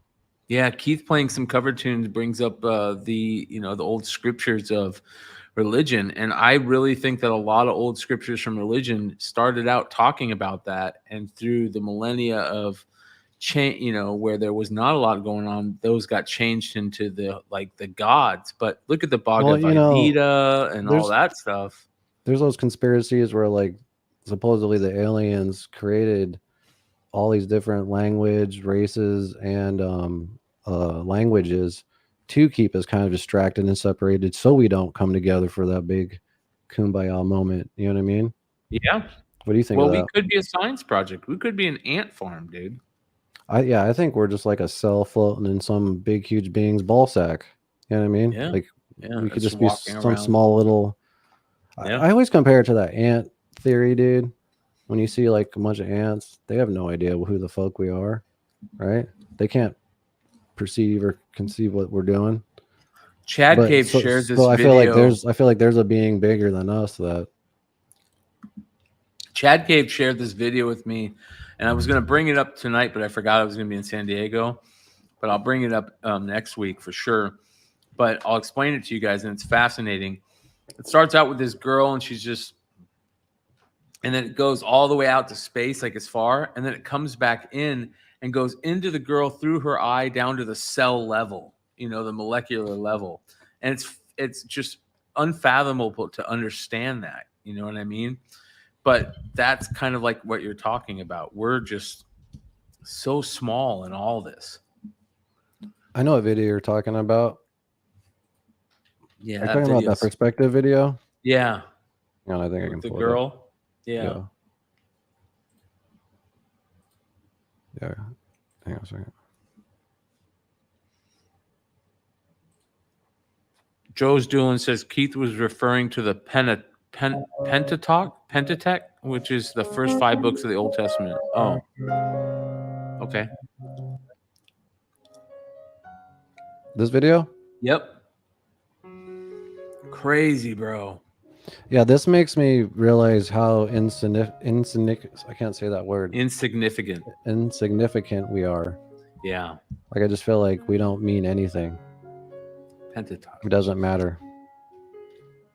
Nothing matters. Look at that, dude. Absolutely amazing. All through Google. I still don't understand why they call asteroids and hemorrhoids. Right? Should be the other way around.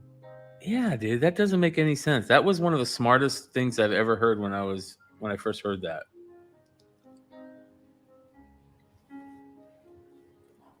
That looks like an ass. Have you ever seen like similarities of pictures from space to like things on the body, like an iris, and then like you kind of see a similar thing out in space? Yeah, galaxies look like irises. Yeah. Yeah. Well, did you hear that they just dude. found more information that tells them that the universe is at least twice as old? Yeah, than that looks they like a originally brain. thought? Like yeah, a it looks like a scan or brain. Yep. something. Yep. And that's the universe. Yep. And it's now, they thought it was 10 billion years old. Now they think it could be 20 billion, They don't 20 fucking something know, billion. dude. They'll just keep changing it, which is good, I guess. Yeah. Because they're learning. That's crazy, dude. And then We should redo this video. Then it's you doing that NPC thing. Yeah. This part's right here is the craziest part to me. There could be something living in that part of our body. Oh yeah, dude, we're full of fucking organisms. It's crazy. On the molecular level, dude, the DNA level. That's crazy. And that's what I'm saying. Like, what if we're just the DNA in some dude's balls? That's bigger Yeah. than us. You know what I mean? Yeah. Wow. That's nuts. Good video. Whoever made that. It's probably got Well, like 10 it is a million great views. video. Yeah, there's just the music's kind of gay. Uh-huh. It does it, dude. You're fucking right on the money. It's 9.4. Not bad. Just really quick, guys. First of all, I really do appreciate you guys hanging out with us each week. It's yeah. awesome to fucking do this each Thursday. But also just let us know what strain you guys are smoking. Each week we pick a random person, send out some stickers and magnets. Just let us know the strain name, sativa or indica, if you like it or not. Like I said, if you don't smoke, you could just lie. That way you could still enter. I am currently smoking this shit called Pastries number 34. I have to admit, it's pretty stony. I like it. Yeah, it looks good. And you are on the edibles and RSO, right? Edibles, RSO, and it's a 30% THC, but I forget what it's called right now. The flower I'm smoking. Oh, nice. Are you allowed to? Can you smoke in the Airbnb or no? No, but you know, I just smoke whenever we're walking around. Yeah, it's anywhere. California, dude. No one gives a fuck. It's legal. Yeah, everybody's smoking out here. Do you see it? Are you like going to the ocean at all, or do you care about that? I would love to. We're right on the ocean, so I mean, we really? see it. Yeah, whoa. Dude, I mean, like fucking love like just smelling the air. You could just smell, like, yeah, you know what I could mean? tell Like the smell, difference. yeah, I love that, dude. Yeah, this fucking shit in Phoenix, man, is absolutely unbearable. Like, I think I said this last podcast, but this is like my 40th summer here. I still can't get used to it, dude. breaking records, man. Like what? Most consecutive days above 110, for sure. You know, when that record was set? I can't even fucking walk the dogs at night, dude. Like at 8, 9 o'clock, it's still like 110 degrees, 105 degrees. And then I get Everybody up in in the Phoenix- morning at 5 a.m. It's like 90. So I Mhm. got to fucking get a quick walk in with them and just double up. Everybody in Phoenix right now is praying that their AC just keeps chugging along.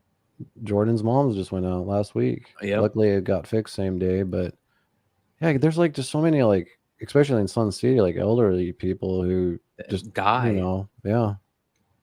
And like I said earlier, dude, those motherfuckers that just keep their dogs out back, even in the shade, even if you provide the dog shade, it's absolutely unbearable. Yes. Yeah. It's 110 degrees in the shade. Mm-hmm. This is a great comment right here by Joe's Doolin. Was on a road trip last weekend and made my kids listen to old Art Bell broadcast the whole time. That's a great dad right there. That's what I'm talking about. If I had kids, I'd do the same thing. I'd scare their ass, scare the shit out of them. I'd make them listen to it while they're going to bed like I had to. At what age would you do that? I started listening to Coast probably when I was, I don't know, 13. Yeah, but I was watching, well, you were too, probably Sightings when Yeah. I was like, what, 8 or 9. Favorite show every That Friday, fucking dude. show absolutely terrified me. Yeah. I always thought I'd get abducted by a UFO through my window. Bro, No? I've told you my story. What if that story was real? Yeah.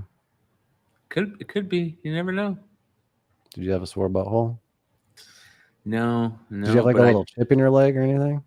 No. Me and my brother had the same exact dream though, and the only reason we found out is because I woke up and I went out and I was telling my mom my dream, and my brother was waking up and walking out to get something to breakfast, and he heard me telling my mom my dream, and he goes, and he fucking tripped out. He's like, "You had that dream?" And I was like, "Yeah." He goes, "Dude, I had that same dream last night." I was like, "What?" Have you ever Googled that? Like, same dream as brother. Bet you. No, but I'm sure if you type in same family members have same dream about aliens, that I bet you that's how a lot of regression therapy, things start.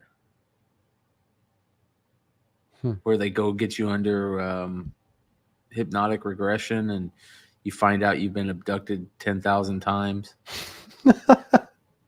I'd rather just not know. Poked and prodded and I'd rather just not know. Fucking ejaculated and Right on. Did you have more shit for the UFO report, or should I go into the next? That's it. Yeah. Shout out to Rainbow Randolph that says, my dad would put that on in the Blythe quartzite part of the drive because that's all you could get on the radio. Yeah, dude, because Art Bell was out there, Pahrump, Nevada, broadcasting to everybody. He actually, was a ham radio operator. That's why he's one of the things he's most famous for is being a ham radio guy. So he created his own, broadcasting thing. Yeah. Yep. And NYE, the Kingdom of Nye, Pahrump, Nevada. There was a guy in my dad's neighborhood that had like one of those towers in his backyard. We all like one of those fucking one of those guys. Those ham guys, yeah. Yeah. Yep. They just hang out in there all day. When I was a kid, that's like, could you imagine that before internet? That was kind of like the internet. Bro, like, check this out. When as far I was as a connecting kid with people, there was a guy that moved into the neighborhood and put one of those up. This was when I was this is probably like 1987, 88, 89. It was at the same time when the very first portable phones started coming out, right? And we had this old school TV that was in our Nintendo room, me and my brother. And it was a TV from the 70s. And it had this thing where it had like 13 channels and you could take off a panel and each channel had a little dial and you could go through the dial and try to pick up other channels and set that. Really weird. We could go on the dial, and me and my brother found this out while trying to find other channels, and we could hear our neighbors' phone calls. And so my buddies on the street wouldn't believe me. So I would go, come on over. and we'd hear their neighbor, their mom on the phone. And my buddy across the street's like, that's bullshit. I'm like, come on, I'll show you. He came over. His mom was on the phone talking, and I could find him. Damn. And so, yeah, That's it's exactly like the internet, dude. People hacking it and shit. That just fucking brings me back to just like landlines, and if you called people and they just didn't answer, that was it. They just didn't answer. You just didn't get a hold of them. There's no texting. Yeah. Or the busy signal. Yeah, the busy signal. Yeah. Remember when you can click to the other line at first? Like people thought that was rude at first when that first came out. That was like, if you did that, you were kind of rude. Yeah. Like, hang on, I got another call. Like, motherfucker, no, you just call them after. Yeah, man, that was so crazy. You remember the first time that they had ID, caller ID? How great that was. Yeah. The little like a picture thing. of the box. That, like that font they used, the old school computer, like font, looking font, like calculator font. Pager numbers. Yeah. Fucking pager. It's good shit. Dude. I think having a pager was like my first bill that I ever had. Yes, you're right. right. Like $15 a month or something, but that was a lot when you were like kid, like 16 or 17 when we were doing that. Yeah, but our parent, but like, we had jobs. We had jobs. We were telling. Oh yeah, we had jobs. Yeah. But think of the parents now, because the parents now are getting their kids phones when they're like 6 years old, 7 years old. Dude, it's crazier than that, dude. These kids are not only younger with that, but they'll have literally 3 devices. They'll have a phone, they'll have like a tablet, and then there'll be something on the TV, and they're like playing a game on one, there's like a movie on that, and another thing on this device, and I'm just like, holy fucking overload. You know what scares me about that shit, dude, is sometimes I strongly believe like boredom creates some of the, like, this is a really bad wording, but sparks creativity. You know what I mean? So like when you're constantly engaged with all of this stuff, you know, like it's just too much information overload. Like when you're a kid, remember how bored you would get and all the crazy shit you would come up with and do? You know what I mean? Oh, like, yeah. The games you would create. Kids really aren't bored anymore. No. You would go you would just draw. I remember just drawing constantly. I don't see kids draw ever anymore. Yeah, no shit. There's always like a shit ton of like good drawers in the neighborhood. Man, I remember when Teenage Mutant Ninja Turtles came out and every kid did this. We all created comic books. You know, we tried to make Teenage Mutant Ninja Turtle comic books. Yeah. I made a comic book, dude. Mm-hmm. Yeah, dude. I think I still have mine. I think my mom saved them, and like 5 or 6 years ago, I got like a plastic tub with all that shit in there. Yeah, I got a bunch of that bullshit too. Dude, you know what? Some crazy shit that I found. So on Netflix, there's a American Gladiators documentary. I watched it last night. I watched it last night. Yeah, all the way through. Bro.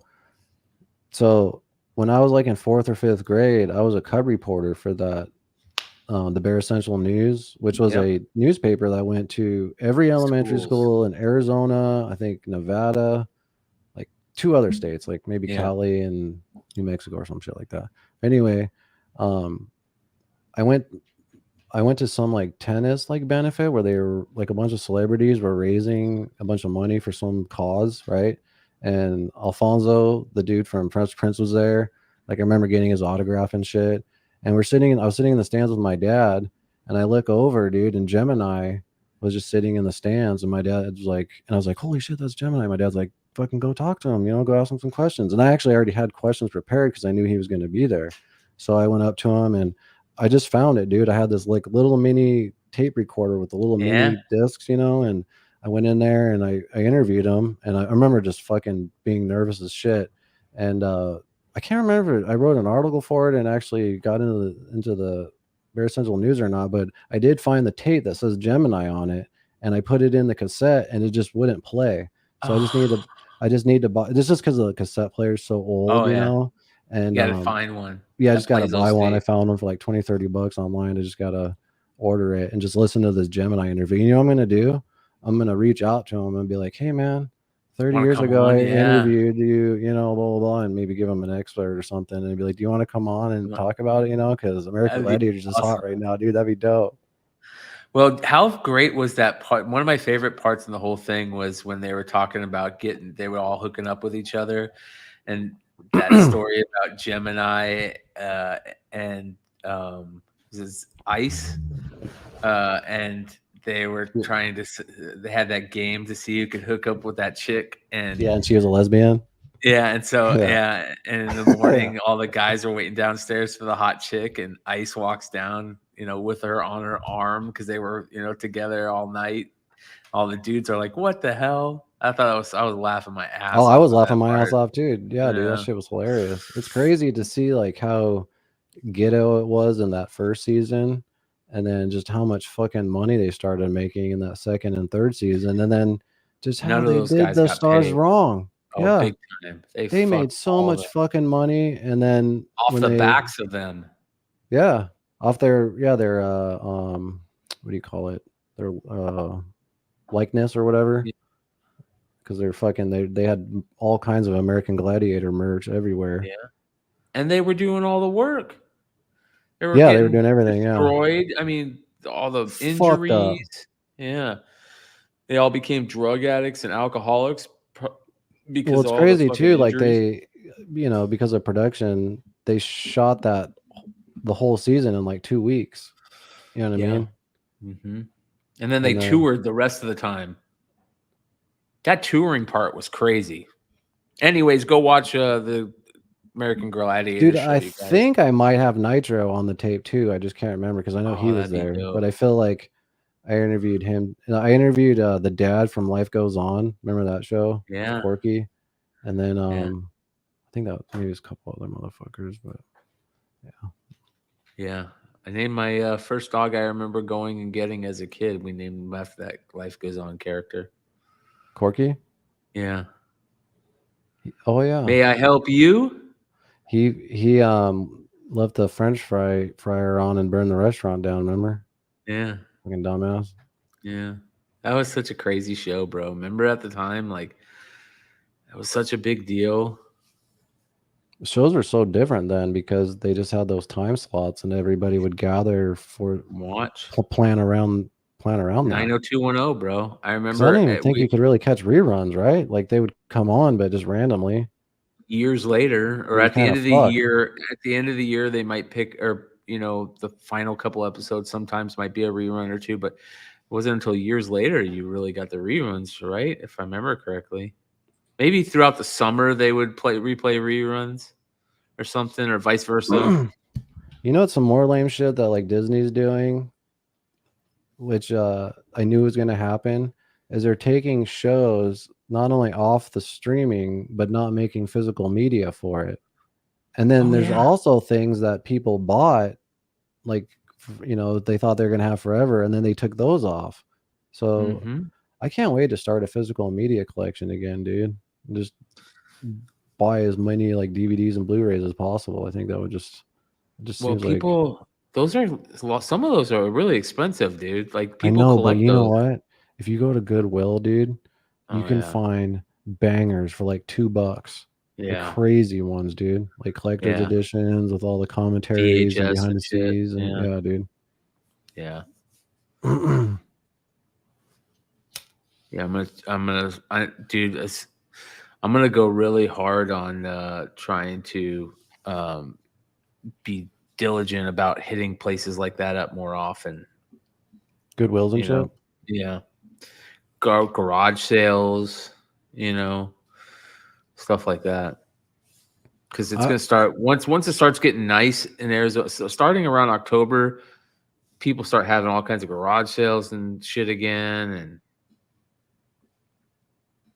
That sounds fun, but I don't feel like I have the eye or talent to like see something that's worth money and then know its value. You know, I feel like that's a certain skill to have. You know, I told Jesse, I go, because Jesse does that every week. He'll get up on the weekends at 7 a.m. and go check out 30 garage sales. And sometimes he says he might only find 1 or 2 garage sales that has anything worth buying, But But I told him, I go, dude, we need to be, you need to like be videotaping this. Like, I'll get up in the morning and go with you. I'll just videotape it because that would be good content. That's like that Gary Vee guy. That's what he Yeah. started doing. He would go to garage sales and just flip shit.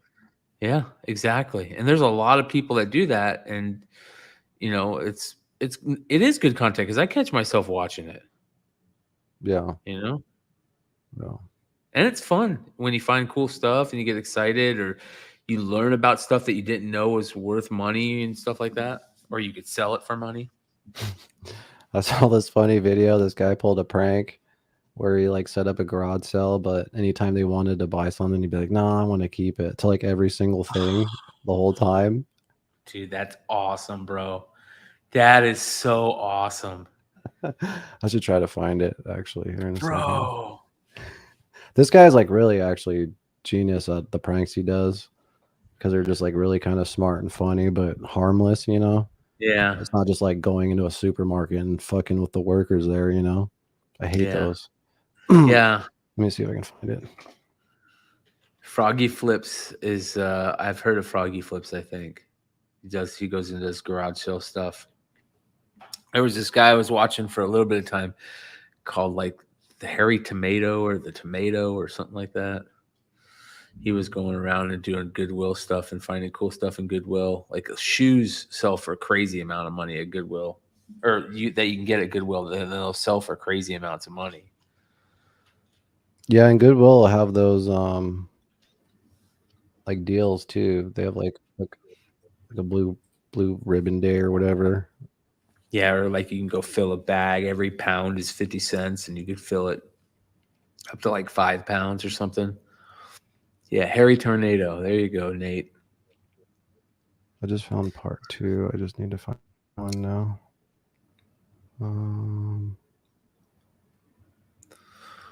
There's a lot of cool shows where people will also talk about like how to set up the other part of that, which is the eBay, sales stuff. If you're going to sell those things, where you sell them. But I thought it would be cool to go around, and create.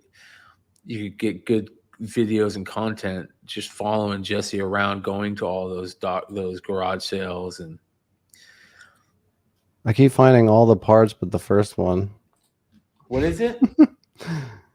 It's just a fake yard sale prank. Oh yeah, dude, I am ripped right now. The search engine just sucks on TikTok and Twitter.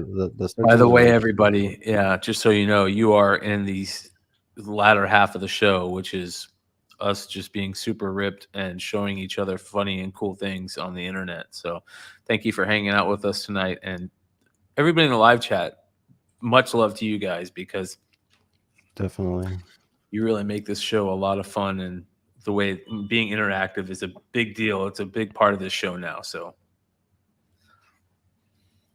and part of that is watching our stoner asses try to find these videos. It's just too good not to show you, though.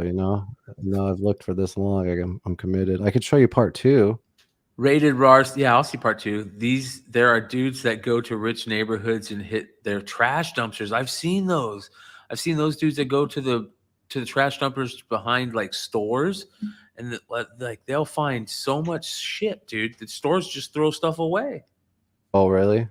Yeah, stuff that's like there's nothing wrong with it. Okay, here it is. It's just easier for people to throw stuff away in those big corporation stores than it is to do anything else with it. Yeah. Oh, yeah.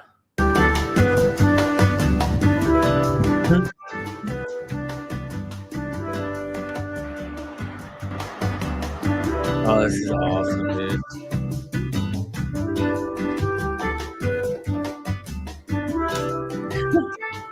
Today we're having a garage sale, but anything they bring up to us, I might need that, and we're not going to sell anything. I feel so bad, dude. I know. If there's a big group of people and then they all come in line, I'm like, no. I actually felt bad for a couple of them, dude. Keyboard? Yeah. I have a 10. If you got change. Yeah, I got change. You know what? I might need this. Yeah, Okay. I might need this. Yeah. All right. Sorry about that. What you got? Yeah. I might need this too, actually.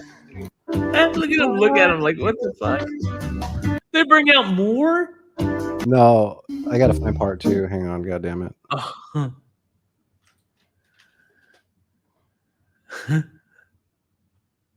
I need this too, actually. Yeah, I'm sorry. We might need this. It was out there. I'm sorry. We just might need it. Okay. All right. 10. Yeah. You know, I might need this, dude. I'm sorry. I'm gonna have to keep it. Yeah. Okay. Everything they handed to me. Oh no, I might need that actually. No. And then his friend is right behind him. Oh no, I might need that actually. Hold on. Actually, this purse, I didn't even know it was out there. And these shoes. It's got $2. $2. I can't sell either one of them. I'm sorry, man. I'm just gonna need to use them. You go through this stuff. The jacket. It's actually gonna be a pretty cold winter. We ain't gonna be able to get rid of it, ma'am. That's okay. I'm sorry. I want somebody to bring me something like so useless. It gotta feel so dick. I'd feel like such a dick, bro. I don't know if I could pull the pranks off where you feel that big of a dick, man.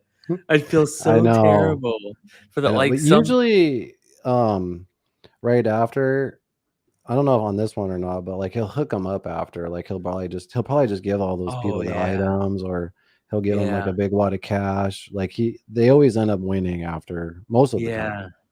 And you know what? That's a good idea to do it that way, because then you have extra content. Like look at me, how stoned I am. I'm thinking about the content angle of it, but that's smart, dude. And then you just don't show that shit. So in probably 3 months, he's gonna have a video of just giving everybody free shit. Yeah, he's got a good channel. Wow, it's good shit, man. Hell yeah. I got a couple more, dude. I know you can't really pull up shit, huh? I'm gonna try, but there was let me see here. Let me see if I could do this. I might be able to do this. If I could share window. Okay. Check out this chick. She can do like a human glitch. Watch this, dude.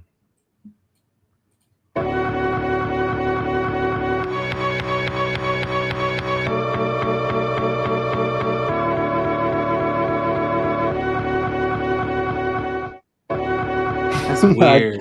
I just like when I show you stuff, I like watching your reaction to the shit. That's what's more funny to me, dude. You think that, like, how do you know that's real? It could be fake. I think she's really doing that. Yeah, I It's just like on, like, you know. Yeah, I agree. All right, here we go. Let me see if I can do this. Window. Boom. Speaking of how crazy hot Arizona is, can you see that?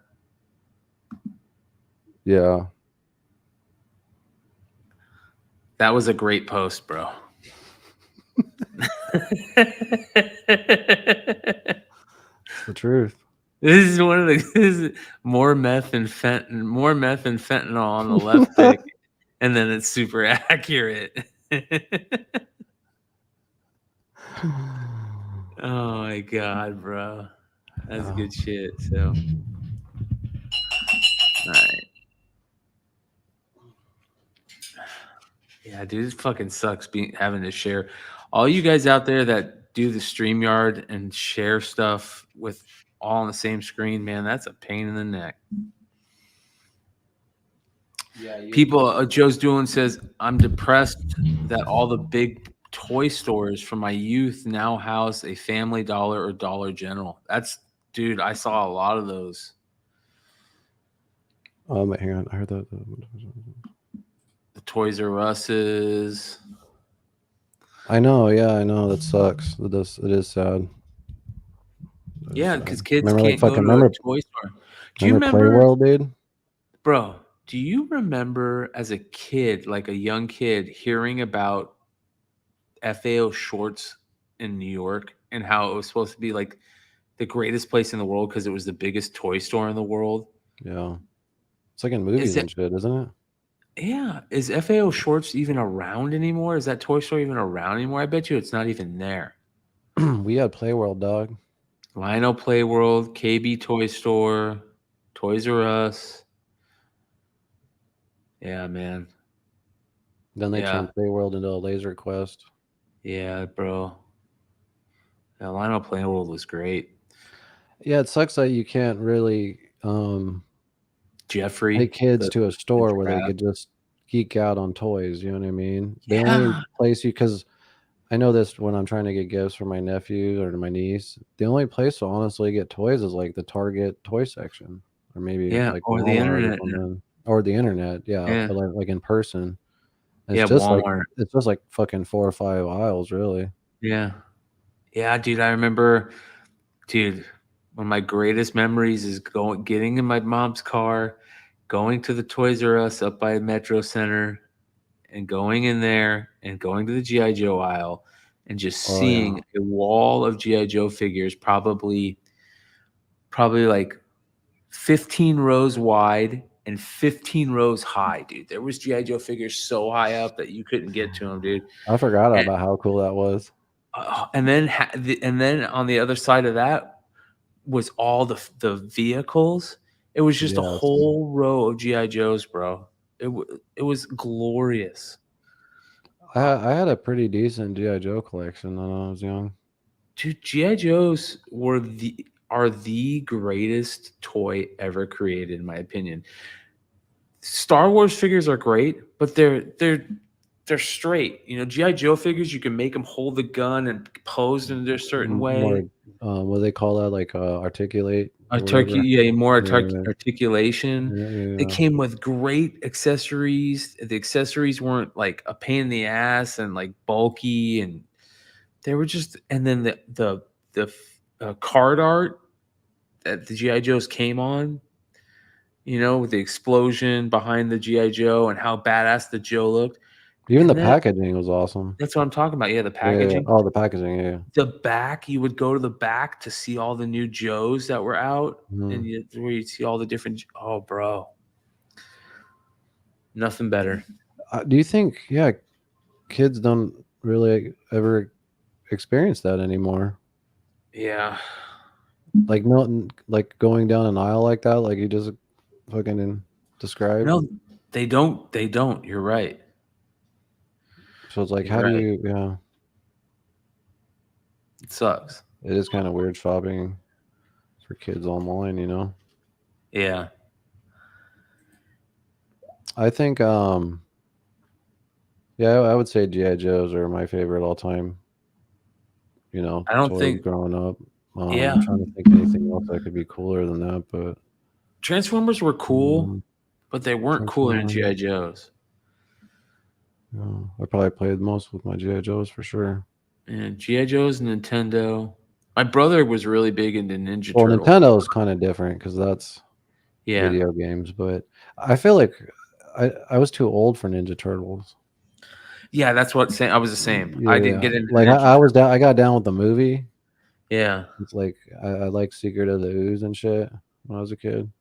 I think Yeah, Secret of the Ooze is still dope. This is the What do you think vanillized of? one. What do you think of the new Ninja Turtle trailer? Did you see that?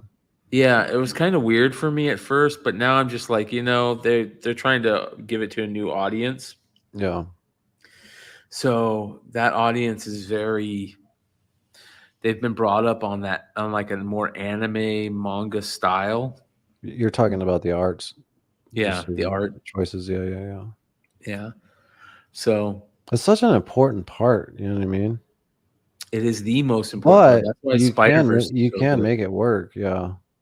Yeah. Oh my god, It's the the- behind the scenes of Spider-Verse are unreal, dude. It There was a time that went into that film. Yeah, beyond unreal. So I could tell you're stoned too. I'm cool. No. Nah, I'm a little ripped. Yeah, I'm ripped. So Joe's Doolin says, I took my kids to GameStop today. I've seen more joy in an airport smoking lounge. Do they even have airport smoking lounges anymore? GameStop is probably the closest thing that kids have to a toy store. I'm gonna bring you back here, bro. Oh shit, dude. Whoa. What do you Look at just that. have? Fight this Xbox. Dude.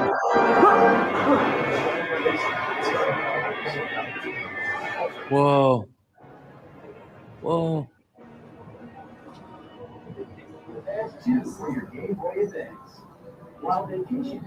That wasn't even that long ago either. 20 years, dude. 20 years. It was like Look at that 2003, Zelda. bro. Whoa. So many great games. Remember Spy Hunter, dude? How good Spy Hunter was? Wow, dude. What store is that? It's like a GameStop. It says just a shopping for games from 2000. Yeah, it's probably GameStop though. Yeah. But it's just when I saw this video, dude, it brought me back obviously to this time, but made me realize just how much of a decline gaming is right now. And I feel like the whole live service thing has just absolutely destroyed everything. You know, because all these companies just release these unfinished products and then try to play catch up with you know, patches and shit like that. And I'm almost glad I didn't buy Diablo 4 because apparently they patched that and everyone's going off on how it just completely ruined the game. It like made the rating go from like a 9 to a 3.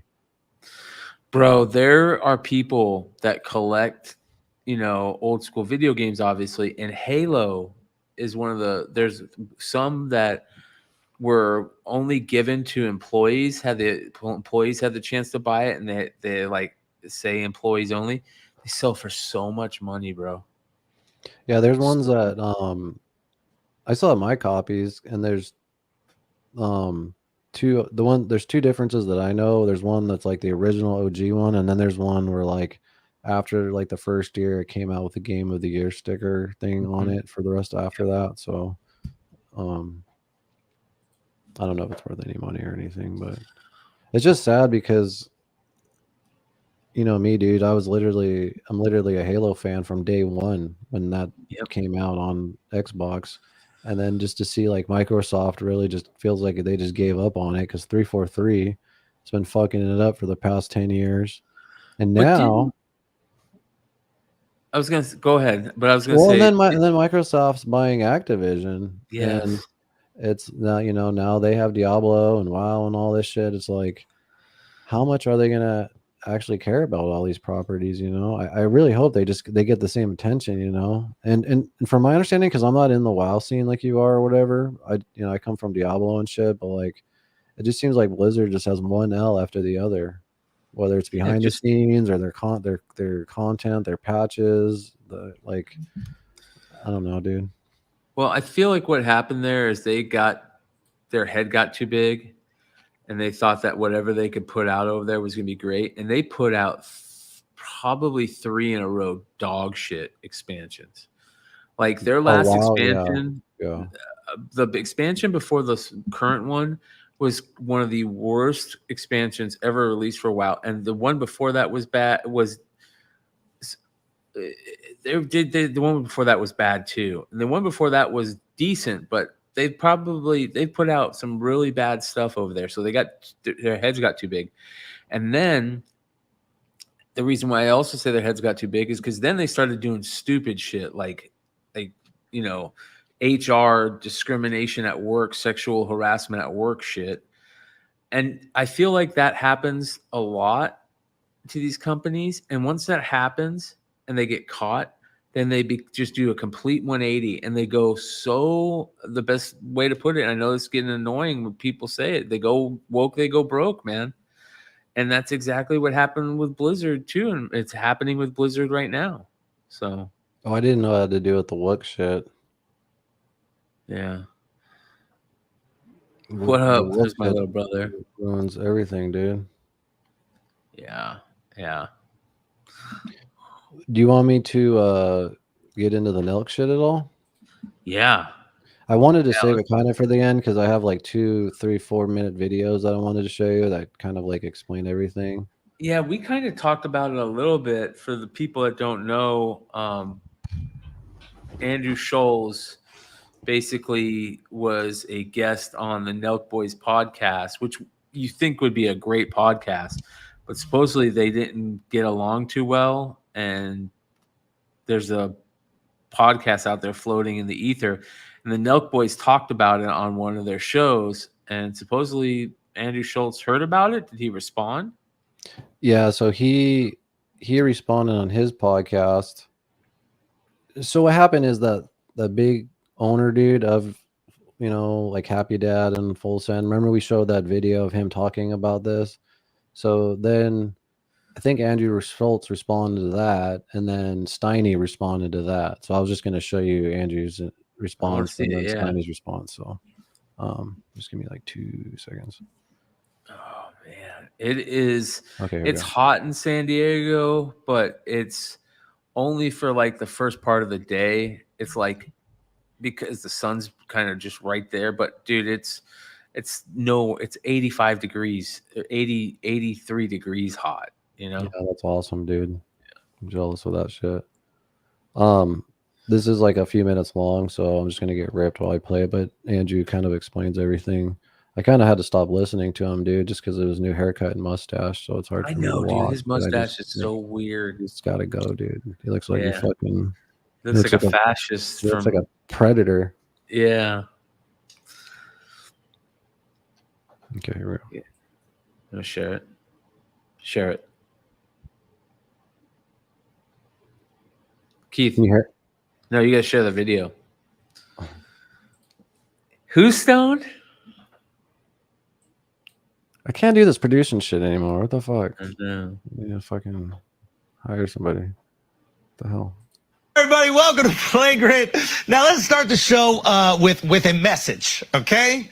Nelk, release the pod. Release the pod, Nelk. It's time for war, Nelk. Let's go. Okay. This video went viral of the manager of Nelk, John Shahidi, brilliant guy, and he also manages a bunch of other podcasts. He's involved with some businesses, like he's connected with Elon, and he's just really, really, really interesting dude, and has been very good to us in terms of like giving advice and that kind of shit. And so he's on this podcast with, I believe, is Graham Stephan's The Iced Coffee Hour. Yeah. Right. Okay. So this goes viral. You guys ever shoot podcasts and not post them? Yeah. Yeah, it's a sore subject. But yeah, there was one. But there was an episode with Andrew Schultz. Schultz went after, like, you know, I think, you know, when like a stand-up comedian like looks in a crowd and decides like just go after somebody. Yeah.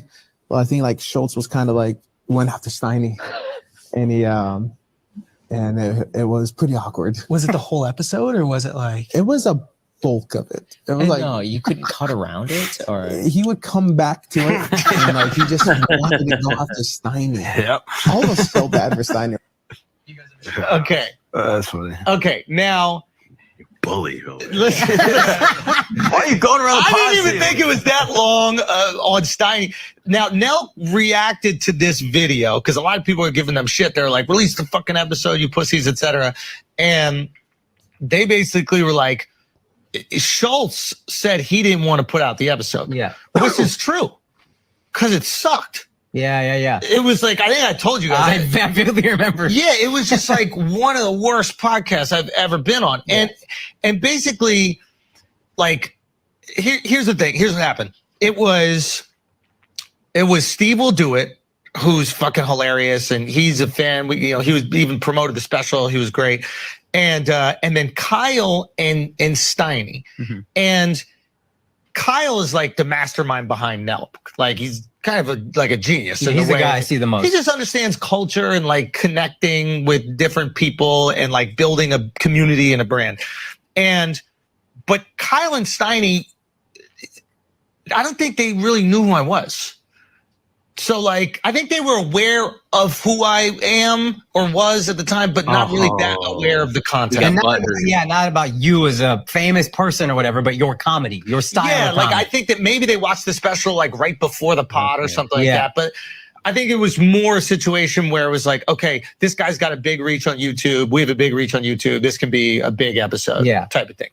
And Steve is the fan. Steve is the sweetest guy in the world. Like, if I called Steve right now, probably, and asked him to like help me move my apartment, he'd be like, I can be there tomorrow. Like, he's just the sweetest fucking guy. Yeah. So, but he doesn't drive the pod. Yeah. Kyle and Steiny drive the pod. Right. I'm sitting in this thing, and I thought that they all were like in the same fraternity or something. I wasn't as familiar with like Nelk, but Kyle's kind of like organized these like internet superstars, if you will, like you have Salim and like Bradley Martin, and like built like a team and a brand around it.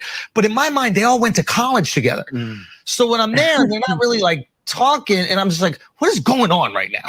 They said that in the video. They were like, we were nervous because that was the first time we had ever all done a pod together. It was just like Trump and me. The only time they bring out the A team.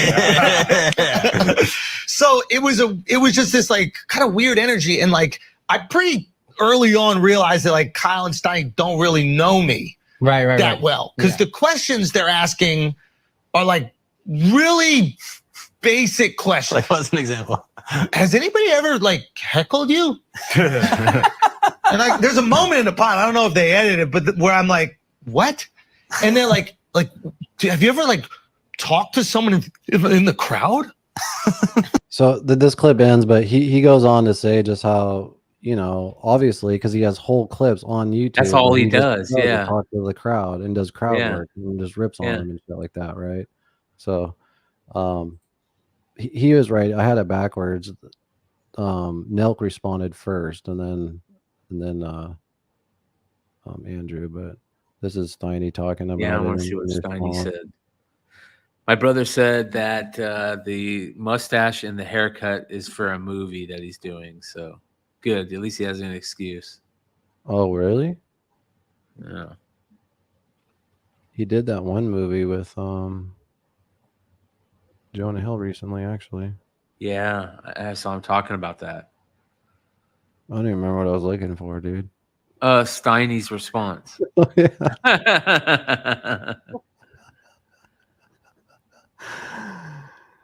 Oh my god. Dude, Joe's doing says Kmart was great. I remember the blue light spectacles actually had a blue flashing light. Kmart had that smell of popcorn and of popcorn and like slushies, icy. ices. Yeah, popcorn and ices. That's the first time I ever remember finding out how good it is to have popcorn and ices together. Is that Kmart? Yeah. Yeah, Kmart was great, dude. I guess this is it. Yeah, it's 2 minutes long, but it's all right. All right. Just seen the clip of our president, John, was on a podcast, talked about how we had an unreleased podcast. What was that one? Andrew Schultz, which was unreleased. And I think we should.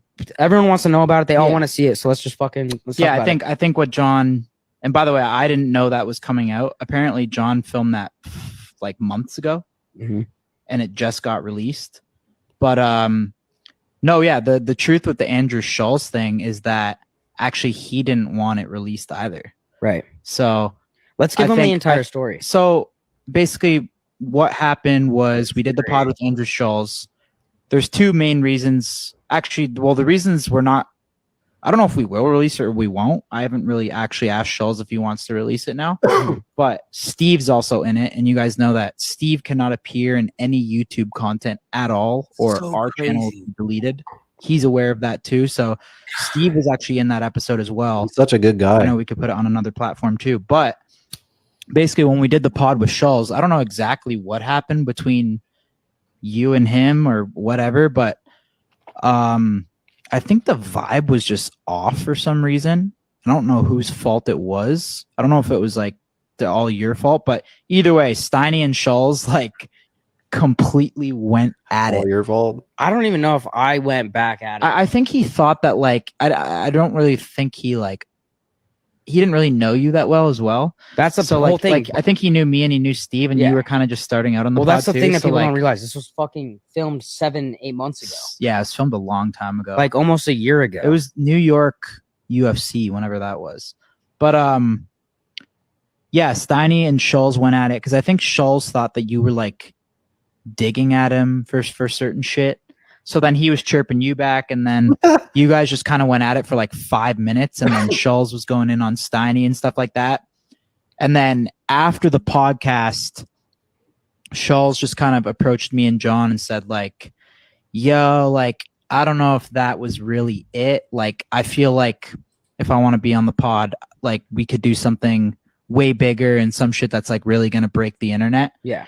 You didn't want it out either at all. Okay, well that's for sure. The reason I okay, but that's also not did not want exactly it out. true because I remember saying like, yo, bro. No, you didn't, bro. No. This okay, was, you're way more accepting now.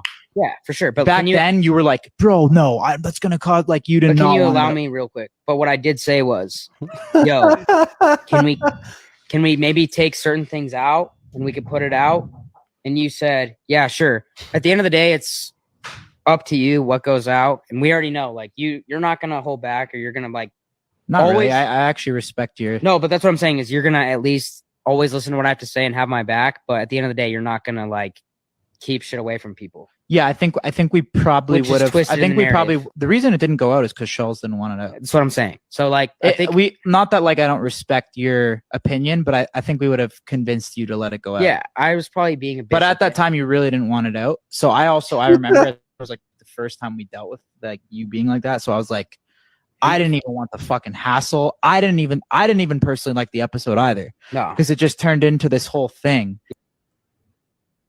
Steiny is like you could. Like, we went to you school with totally- guys like him, dude.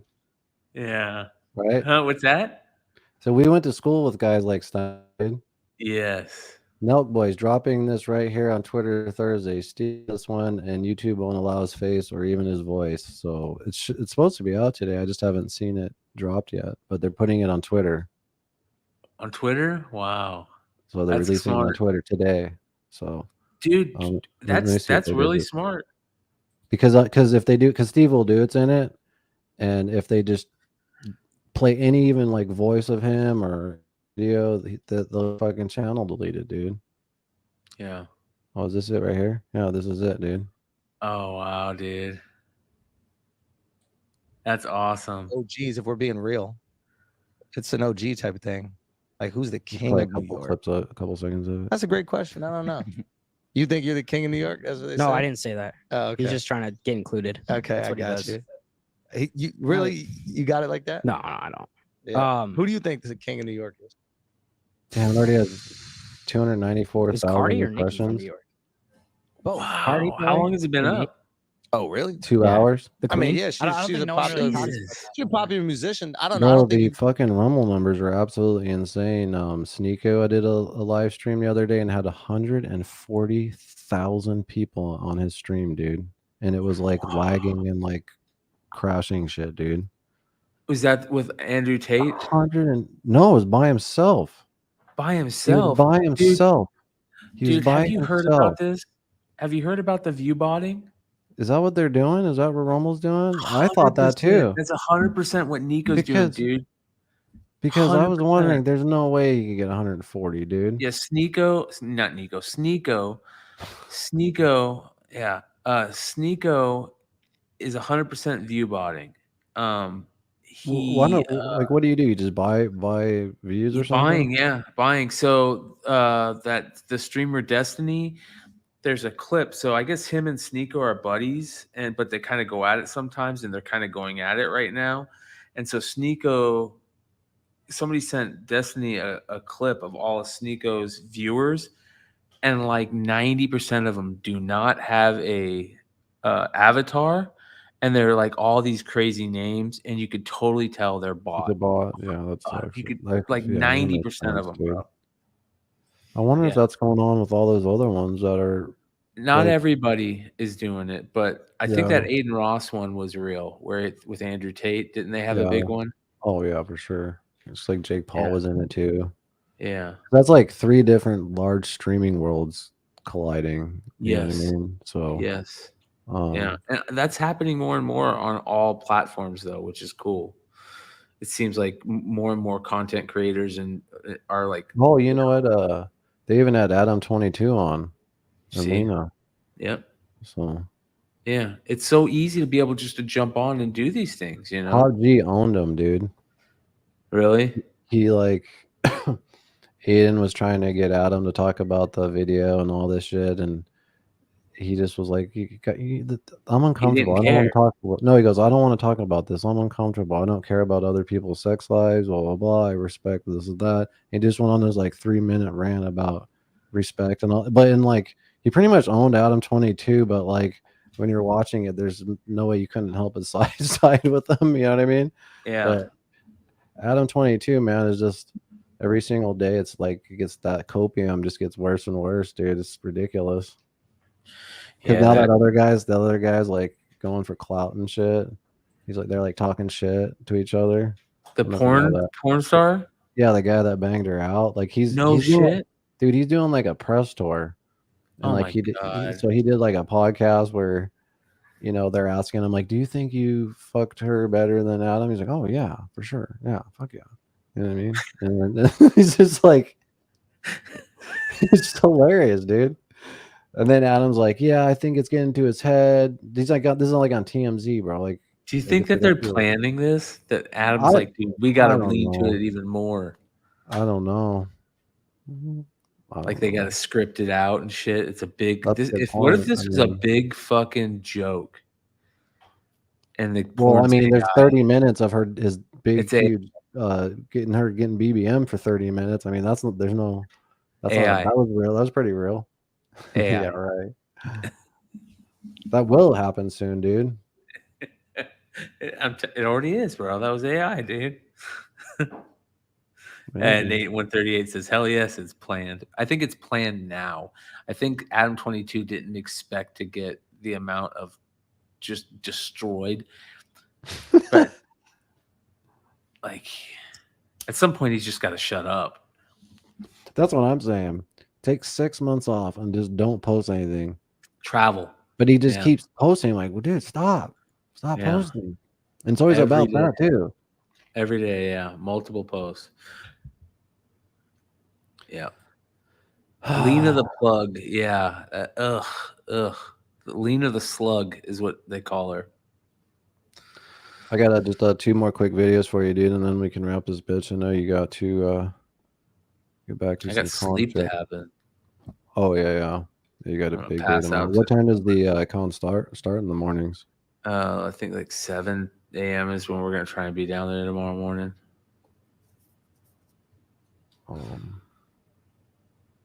Hang on, I know you would like this one, dude. This is like a check this out. This is like, have you seen this? Mm-mm. It's a rabbit knows the dog is following its scent, so he doubles back.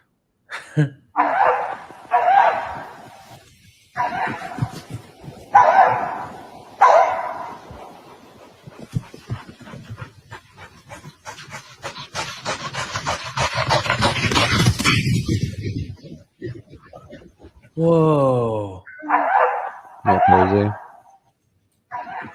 Do you think that's what he's really doing there? Yeah. I don't see what else he could be doing. That's smart as fuck. Yeah.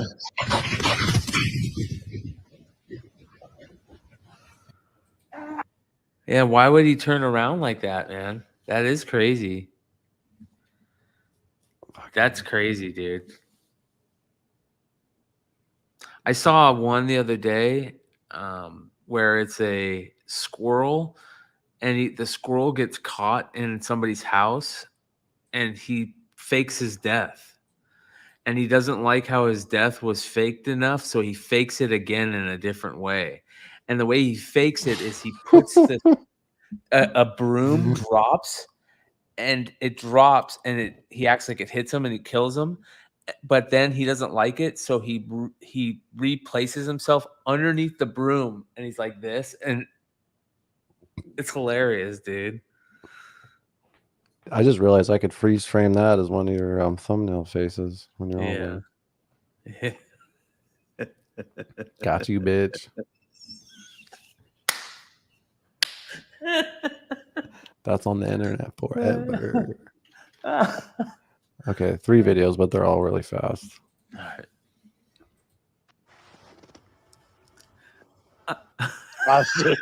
Shit, oh my god. No fucking way, like. Look at that. All right, so for the people listening on Spotify, a dog is literally shitting on a car, and the turd is stuck on the side of the car.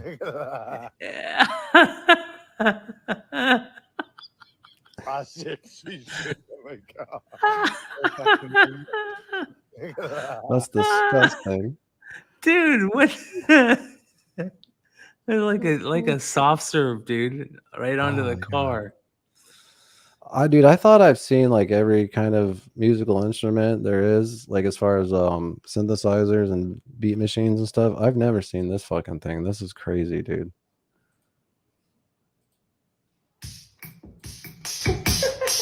Are you kidding me? He's like sliding a card through it for the beat. Are you kidding me? That's cool. Like, and that was probably the same price as a car back then. That's probably so true. But anyway, it's like a drum machine. It says a super rare programmable drum machine from 1972, and it's the size of like a fucking TV. That's awesome, like dude. a tube TV. That'd be so cool just to have. You know, like yeah. But you remember I think it was like the second time we went to go see Dredge. They had their theremin machine stolen from them, and it was such a rare instrument that they couldn't find one, so they couldn't do it. They couldn't, do their full set like they would do it. How that's sad. That sucks. I know, dude. I forgot about that. Yeah, that does suck. Later, Adam. Peace out, dude. Have a good night, man. Thanks for hanging out. I appreciate it. It's fucking. This is my last video anyway, McClay. I meant to bring this up. Nate 138 says, "You like synthwave? Check out Gunship. I've heard of Gunship. Monster in Paradise. I cannot get that song out of my head. Yeah, I'll have to check it out." I'm always looking for new music, so I appreciate that. Yes, we should actually make that a thing. Like, dude, I have a playlist. We should make a playlist, a Bogcast playlist. Fucking have people put cool shit on there. Yeah, that'd be dope. This is a something that came from outer space that landed on the beach. Did you see this thing? No. On this beach 3 hours north of Perth on Saturday, it was locals that made the baffling discovery, alerting authorities. That call quickly triggered a nationwide response with several federal authorities, including the military. Now, the item. There's another video. First, I want to give you a live look here at Greenhead this afternoon. These are specialist hazmat crews that have just arrived from Perth within the last hour. They are the first investigators to begin this probe, the grueling task to figure out what this object is and if it poses any risk to the public. First, I want to give you a live look here at Greenhead. This person said right here, it's the flux capacitor. I'm sure of it. That's pretty fucking funny. Yeah, what is that thing, dude? That's the scary part, dude. It could be something crazy. You never know. That reminds me of Donnie Darko. Yeah. Yeah. Old school first step sequencers. Yeah.